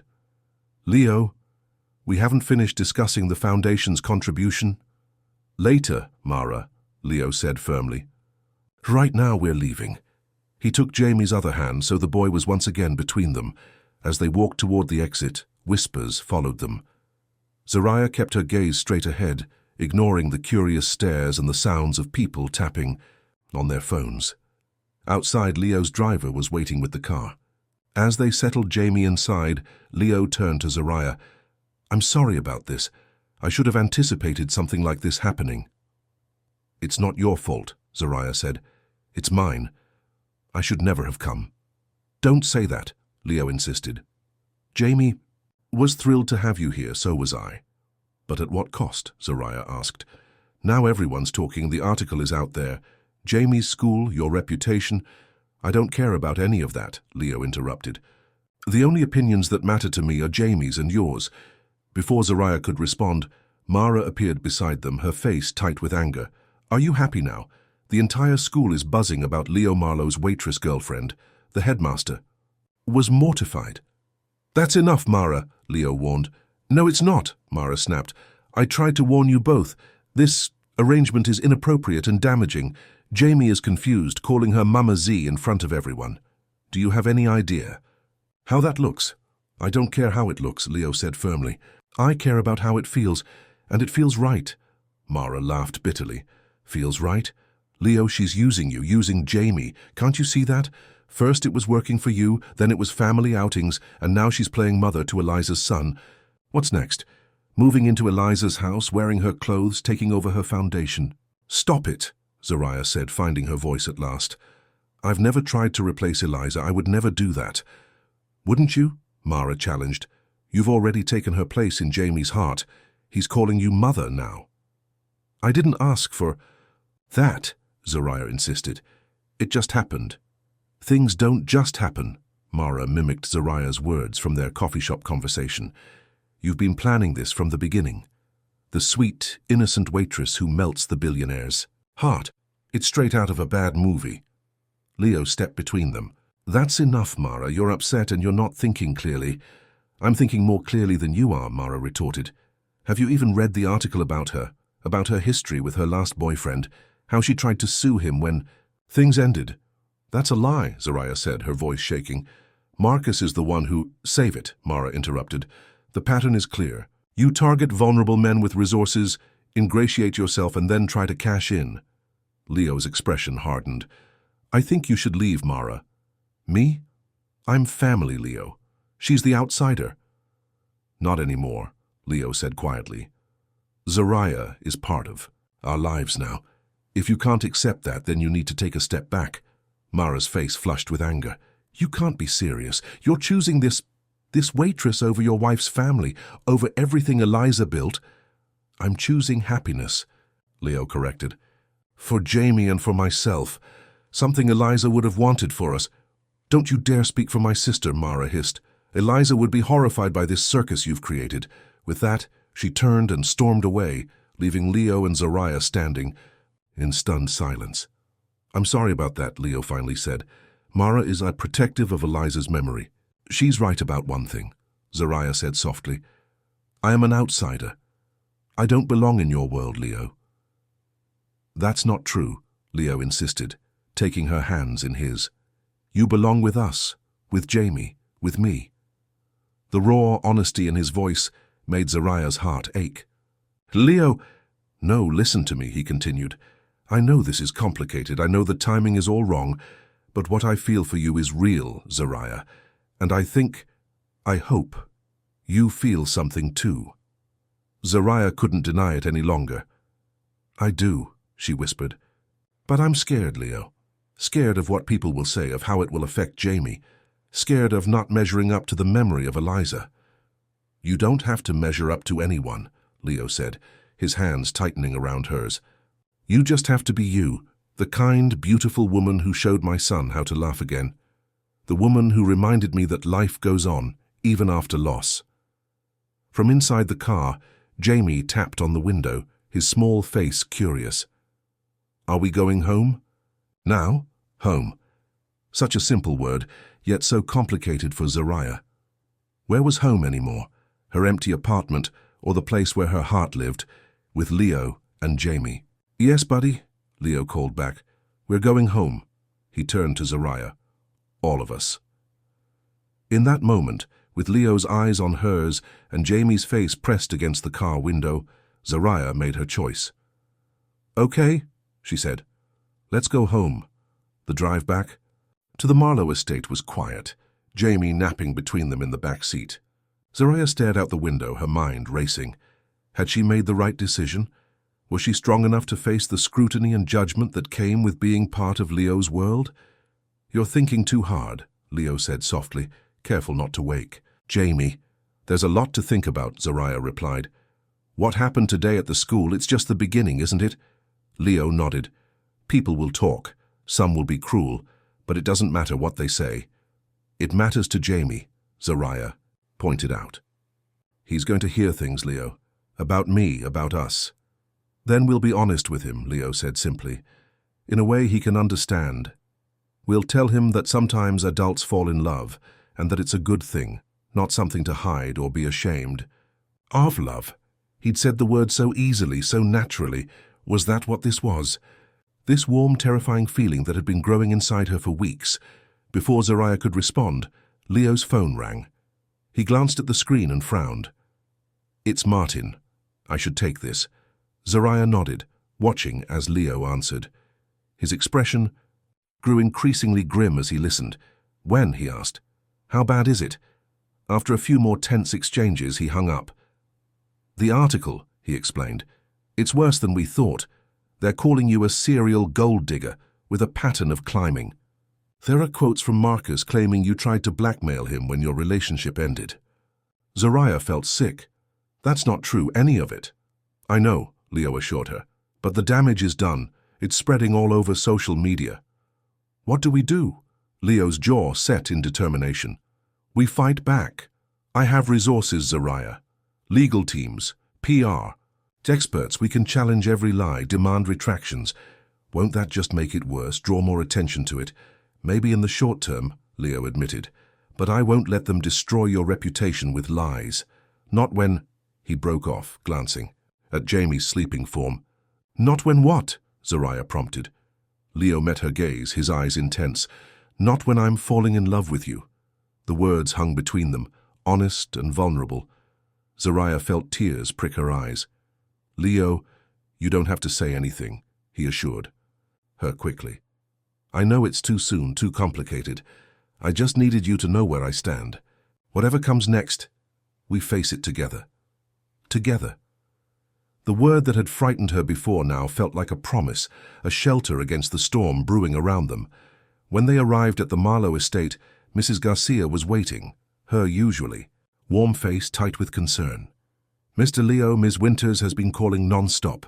She says it's urgent. Leo sighed. Tell her I'll call her back tomorrow. She said to tell you to check the online news, Mrs. Garcia continued. Something about a picture of Jamie's drawing from school. It's all over the internet. What drawing?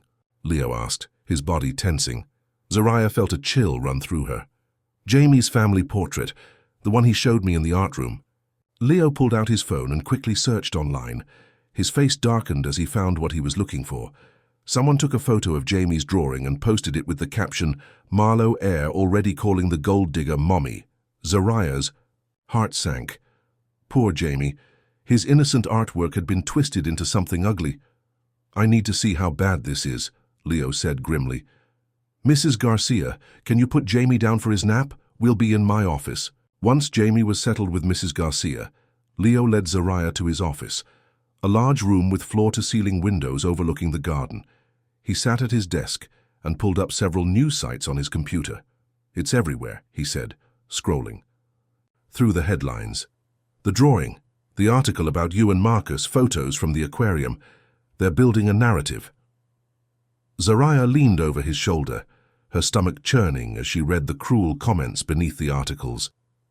People who didn't know her, had never met her, were calling her horrible names: opportunist, gold digger, home wrecker. "This is a nightmare," she whispered. Leo reached for her hand. "We'll get through this. I promise." His phone rang again, Mara for the 10th time. With a sigh, he finally answered, putting it on speaker. "Leo, finally." Mara's voice filled the room. "Have you seen what's happening online? It's a disaster." "I've seen it," Leo replied calmly. "We're handling it." "Handling it?" "Leo, this is beyond handling. The Foundation's major donors are calling me. The Westlake board is concerned. Your company's stock is down 3 points since this morning."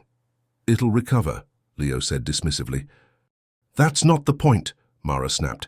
"Everything Eliza built, everything she cared about, is being damaged by this scandal. You need to end it. Now." "End what, exactly?" Leo asked, though he clearly knew what she meant. "This relationship, or whatever you're calling it," Mara said impatiently. "Send the waitress back to where she belongs. Make a statement that she was only ever Jamie's temporary caregiver. Donate to some charity to show contrition. People will forget eventually." Leo's grip on Zariah's hand tightened. "I'm not doing any of that, Mara." "Leo, be reasonable." "I am being reasonable," he interrupted. "For the first time in a year, I'm thinking clearly. About what I want. About what Jamie needs. And you think he needs a stranger playing mother? A woman the whole internet knows is after your money." "Zariah isn't after my money," Leo said firmly. "And she's not a stranger to Jamie. She's the person who helped him find his voice again, who taught me it was okay to remember Eliza with joy instead of just pain." There was a long pause on the other end of the line. When Mara spoke again, her voice was dangerously quiet. "You think you love her, don't you?" Leo met Zariah's eyes. "I know I do." The admission made Zariah's breath catch.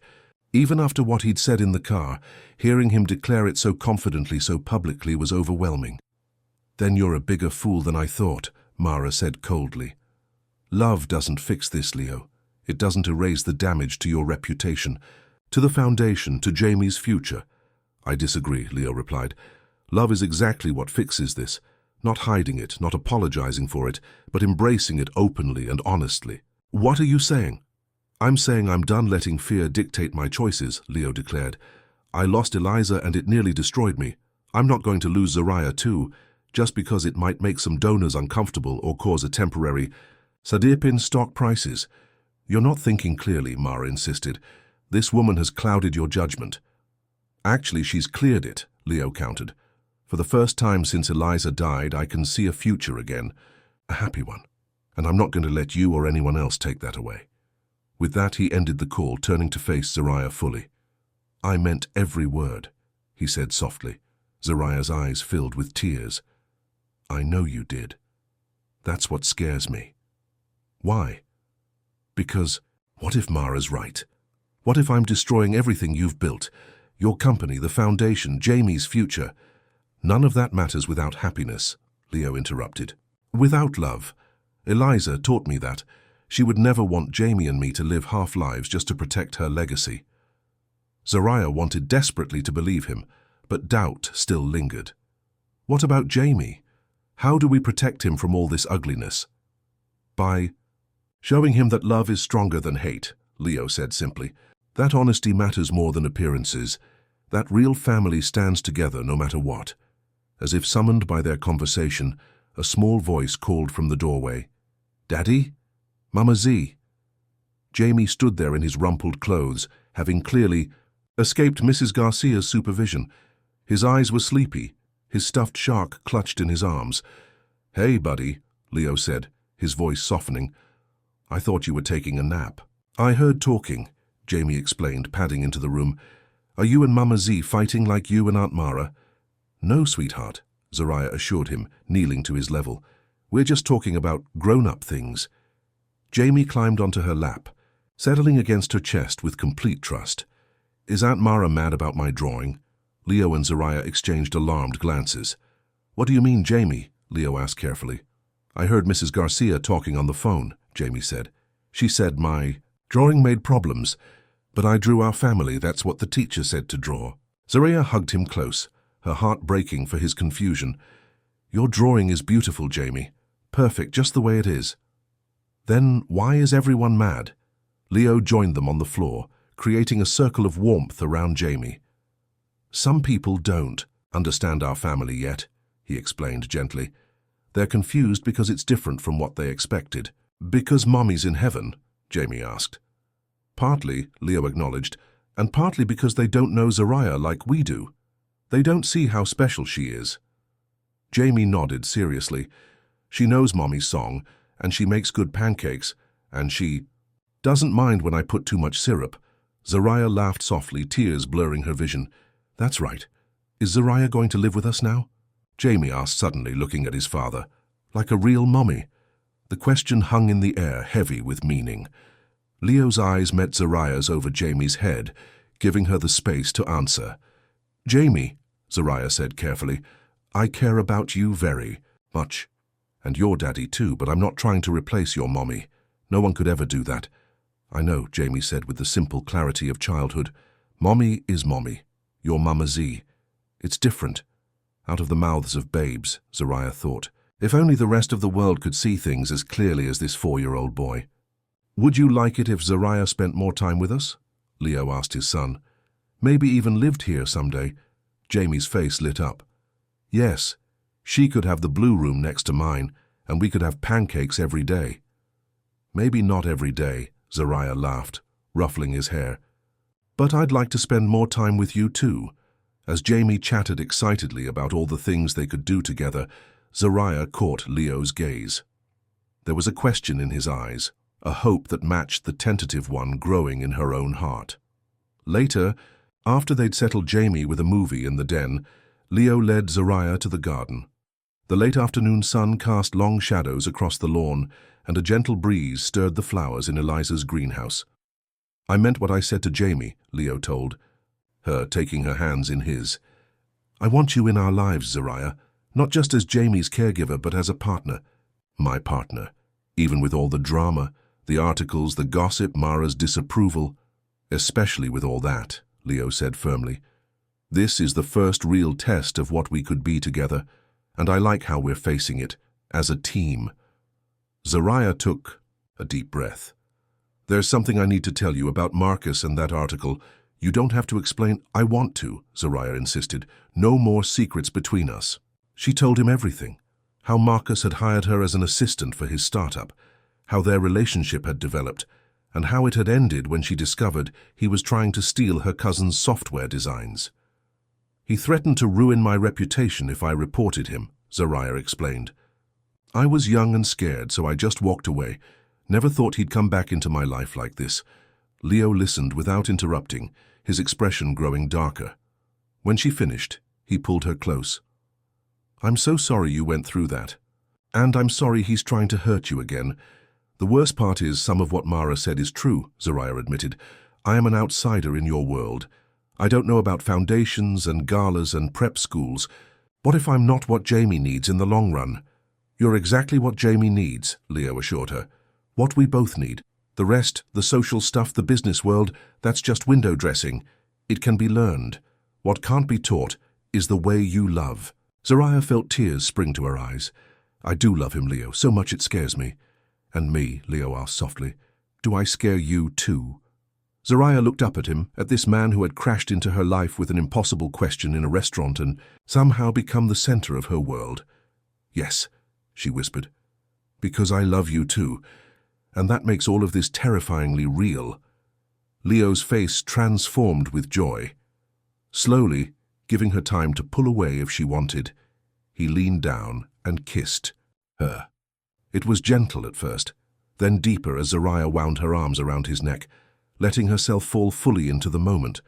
When they finally broke apart, both breathless, Leo rested his forehead against hers.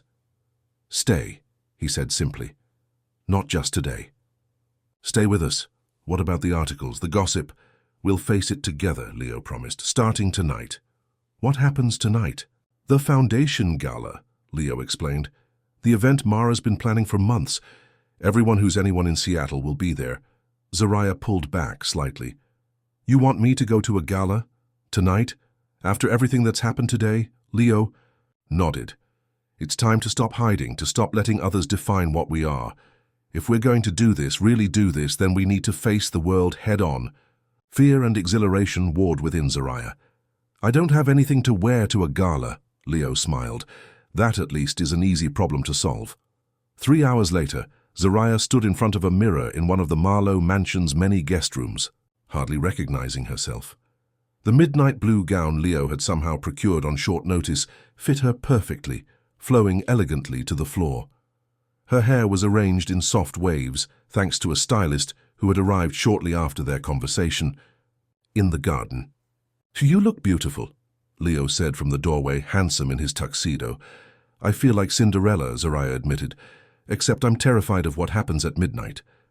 Leo crossed the room to stand behind her, their reflections side by side in the mirror. "Nothing happens at midnight except perhaps a kiss. And tomorrow, when the ball is over and real life returns?" "Real life is what we make it," Leo said, turning her to face him. "I meant what I said in the garden, Zariah. I love you. I want a life with you. Whatever comes next, we face it together." Her knock at the door interrupted them. Mrs. Garcia entered, smiling at the sight of them. "Mr. Jamie is asking for his good-night story," she said. "He insists only Mama Z will do." Zariah glanced at Leo, who nodded encouragingly. "Go ahead. We have time." In Jamie's room, the little boy was already in bed, his eyes growing heavy. He gasped when Zariah entered in her gown. "You look like a princess." "Thank you," Zariah laughed, sitting carefully on the edge of his bed. "I hear someone wants a story." Jamie nodded, reaching for his favorite book. But instead of handing it to her, he pulled out his small music box. "Can you sing Mommy's song instead?" Zariah hesitated, glancing at the framed photo of Eliza on Jamie's nightstand. "Are you sure, sweetheart?" Jamie nodded. "Mommy sang it to me. Now you sing it to me. It's okay." With a heart full of emotion, Zariah pressed the button on the music box. As the melody played, she began to sing softly, the lullaby her grandmother had taught her years ago. From the doorway, Leo watched, his eyes bright with unshed tears. In that moment, something healed in all of them. A permission granted, a blessing bestowed, a new chapter beginning. When Jamie had drifted off to sleep, his small hand still clutching the music box, Zariah gently kissed his forehead and joined. "Leo in the hallway. Ready for the gala?" he asked, offering his arm. Zariah took a deep breath and nodded. "Ready?" The Foundation Gala was being held at the Grand Pacific Hotel, its ballroom transformed into an elegant wonderland of lights and flowers. As Leo's car pulled up to the entrance, Zariah could see photographers and reporters lined up behind velvet ropes. "There's still time to change your mind," Leo told her. "We could go back home, open a bottle of wine, watch a movie." The offer was tempting, but Zariah shook her head. "No more hiding. Isn't that what you said?" Leo smiled, squeezing her hand. "Together, then." The moment they stepped onto the red carpet, flashbulbs exploded around them. Reporters called out questions, their voices blending into a chaotic din. "Mr. Marlowe, is this your new girlfriend?" "Miss Cole, what do you say to allegations that you're a gold digger?" "Leo, what would Eliza think about your relationship with the waitress?" Leo kept Zariah close to his side, ignoring the questions as they made their way into the hotel. Inside, the noise faded, replaced by the elegant strains of a string quartet. "You okay?" Leo asked. Zariah nodded, though her heart was racing. "I feel like everyone's staring." "They are," Leo admitted, "but not for the reasons you think. You're the most beautiful woman in the room. Before Zariah could respond, Mara appeared before them, her face a mask of controlled fury beneath her polite smile. "Leo," she said tightly, "I didn't expect you to attend. And Ms. Cole. What a surprise." "Mara," Leo greeted his sister-in-law calmly, "the room looks beautiful. Eliza would have loved it." At the mention of her sister, Mara's composure slipped slightly. "Yes, well, she always did have an eye for detail." Her gaze raked over Zariah. "Though I doubt she would have approved of all the evening's details. I think she would have wanted us to be happy," Leo said firmly. "To live fully." "Happy," Mara repeated, her voice brittle. "Is that what you are now, Leo? Happy with your waitress while my sister is barely cold in her grave?" "That's enough, Mara," Leo warned, his arm tightening around Zariah's waist. "Eliza has been gone for over a year. She wouldn't want us frozen in grief forever. And you know what she would want. You who buried yourself in work the moment she died? Who left her son with nannies while you hid in your office?" The accusation struck home. Leo flinched, and Zariah felt him tense beside her. "That's not fair," Zariah said quietly. "Leo was grieving. He's doing his best for Jamie." Mara's cold gaze shifted to Zariah. "And now he has you to tell him what a wonderful father he is. How convenient." "I'm not here to replace anyone," Zariah said firmly.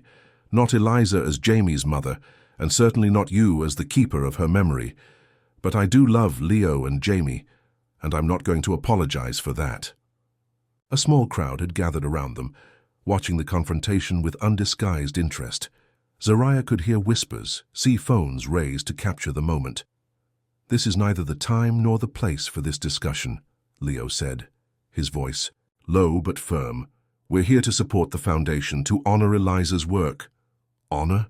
Mara laughed bitterly. "You dare talk about honor while parading your mistress at my sister's charity event?" "Zariah is not my mistress," Leo said, his patience clearly wearing thin.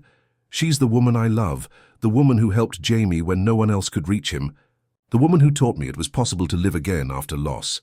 The room had gone quiet, everyone straining to hear the exchange.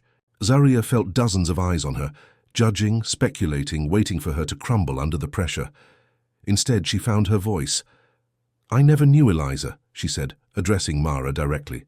"But from everything I've heard, she was a remarkable woman who loved her family fiercely, who believed in the power of music to heal and transform.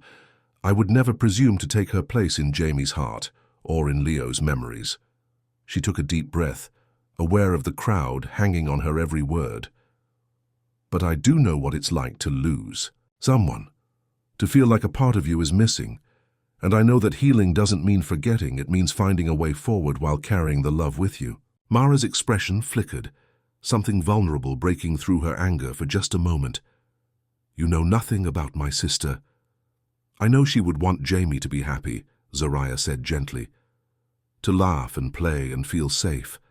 I know she would. Want Leo to find peace. To be the father Jamie needs, that's all I want too." For a long moment, Mara simply stared at her, searching for falsehood or manipulation in Zariah's face. Finding none, she seemed to deflate slightly. "This foundation was Eliza's heart," she said, her voice quieter now. "Everything she believed, and I can't let anything damage that." "Neither can I," Leo assured her. "Neither can Zariah. We're not the enemy, Mara, we're family." The word hung in the air between them, charged with meaning. Around them, the crowd began to disperse, sensing the confrontation was winding down. "I need time," Mara finally said. "This is a lot to process." "Take all the time you need," Leo replied. "But know that Zariah is part of our lives now, part of Jamie's life. That's not going to change." Mara nodded stiffly, then turned and walked away, her shoulders straight and proud despite the defeat in her eyes. As the gala resumed around them, Leo led Zariah to a quiet corner. "You were amazing," he told her, standing up to Mara like that, in front of everyone. "I meant what I said," Zariah replied. "I'm not trying to replace Eliza. I just want to love you and Jamie in my own way." Leo's eyes shone with emotion. "And you do, so beautifully." He took her hands in his. "Move in with us, Zariah. Not someday, not eventually. Now." The decisiveness of his request took her by surprise. "Leo, Are you sure? After everything that's happened today, the school, the articles, Mara, I've never been more sure of anything, he interrupted. Today showed me exactly why we belong together. You stood your ground, you fought for us, for Jamie. That's what family does. Family. There was that word again, the one that had always felt just out of Zariah's reach, but looking into Leo's eyes, feeling the strength of his hands holding hers, she could finally see it. A future where she belonged, where she was loved, where she was home. Yes, she said simply. I'll move in with you and Jamie. Leo's face lit up with joy. Without caring who might be watching, he pulled her into his arms and kissed her, right there in the middle of Eliza's foundation gala. Someone nearby started clapping, then another person joined in, and another, until a wave of applause swept through the ballroom. When they broke apart, confused by the response, they saw that the crowd had parted to reveal an unexpected sight. The Foundation's board of directors, led by Headmaster Phillips from Westlake Academy, all applauding. Mr. Marlowe, the headmaster said, approaching them. That was quite a declaration. Leo kept his arm firmly around Zariah's waist. I meant every word. I can see that, the older man said with a smile, and I must say, it's refreshing. Too often these events are full of empty platitudes and false smiles, but real love, that's something worth celebrating. He turned to address the room at large. Ladies and gentlemen, the Eliza Marlowe Foundation was founded on one simple principle, that art and music can heal the deepest wounds. Tonight I believe we've witnessed that healing firsthand. More applause followed his words. Even some of the society matrons who had been whispering behind their hands earlier now looked moved by the display. As the evening continued, something remarkable happened. People who had avoided Zariah earlier now approached to introduce themselves. Several foundation donors commented on how lovely it was to see Leo happy again.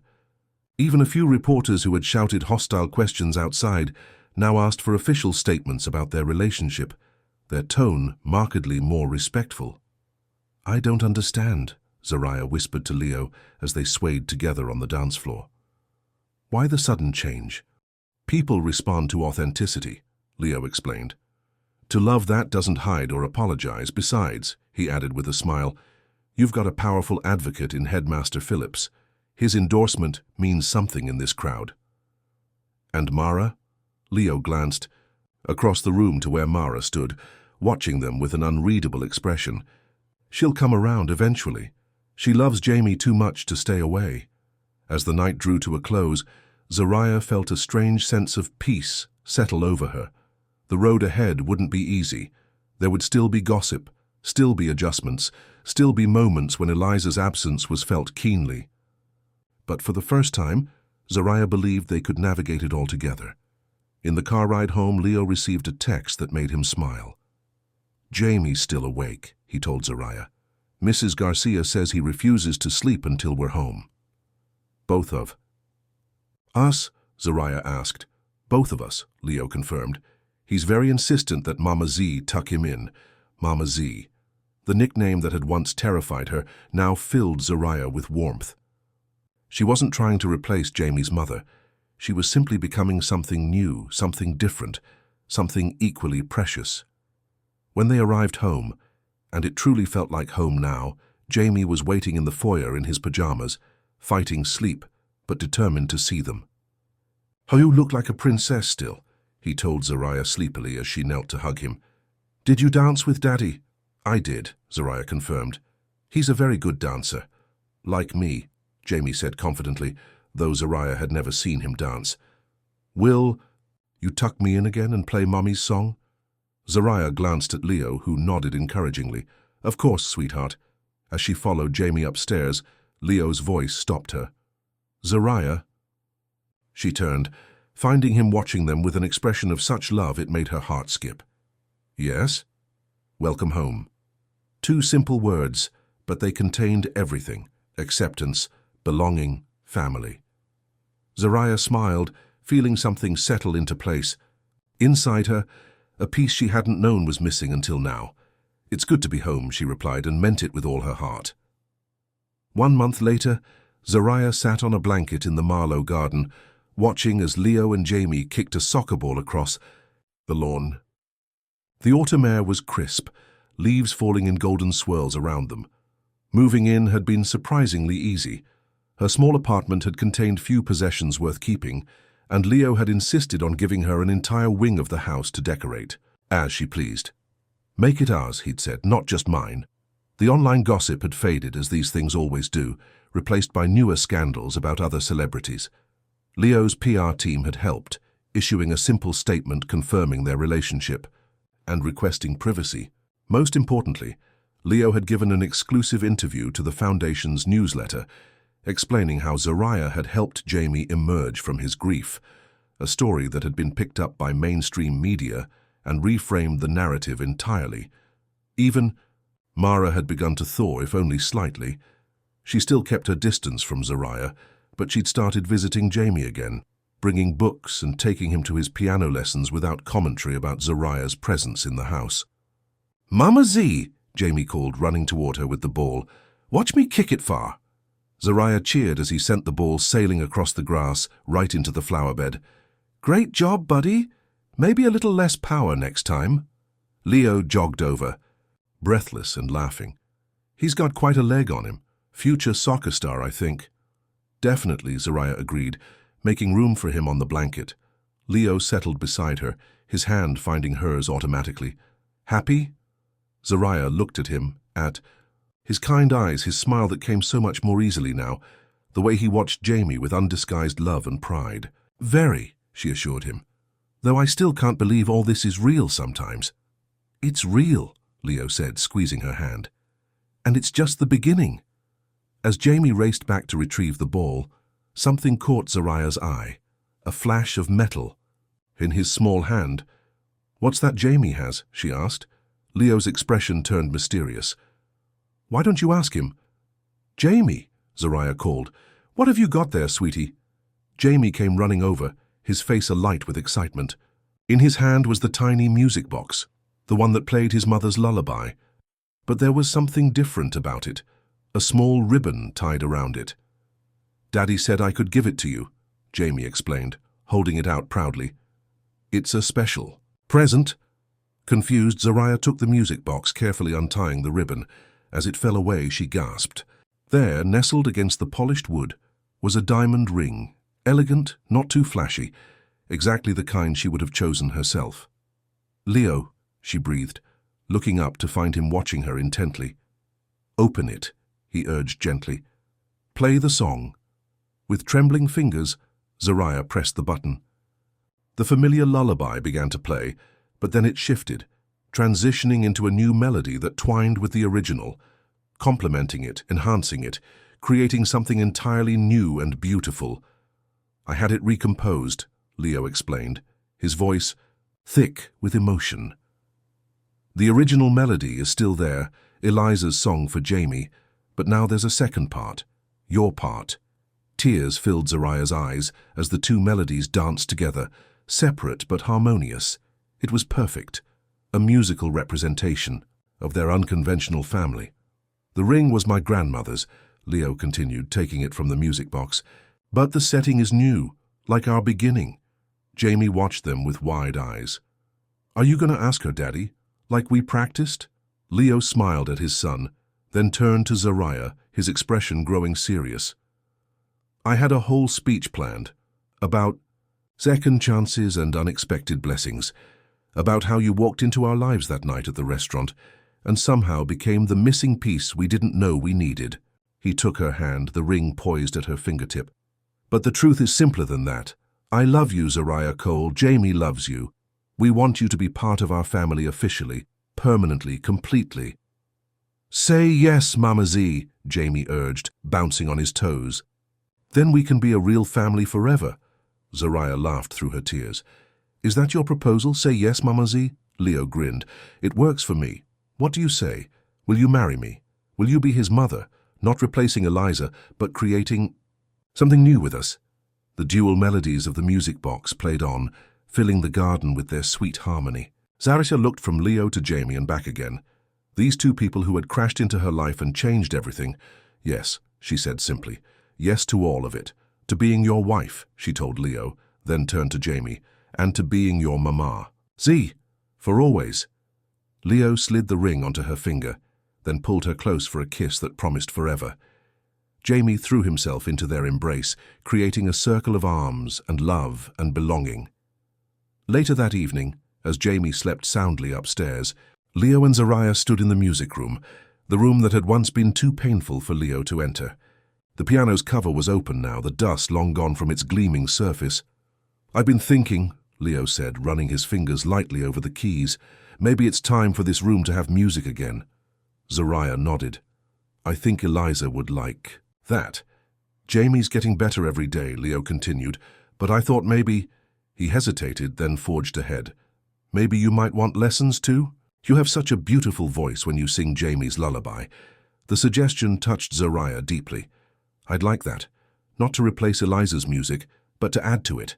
Like the melody in the music box." Leo smiled, pulling her close. "Exactly like that. Two separate songs, creating something even more beautiful together." Outside, the first stars appeared in the darkening sky. Inside, a family that had been pieced together from loss and chance and love, held tight to one another, creating a harmony all their own, different from what had come before but no less precious for being new. And in his room upstairs, Jamie slept peacefully, the small music box on his nightstand playing its dual melody, a lullaby of remembrance and hope, of what was and what could be, of a mother who would always be loved, and a mamazie who had said yes to a question asked in a restaurant on a night that now seemed like the beginning of everything. The end.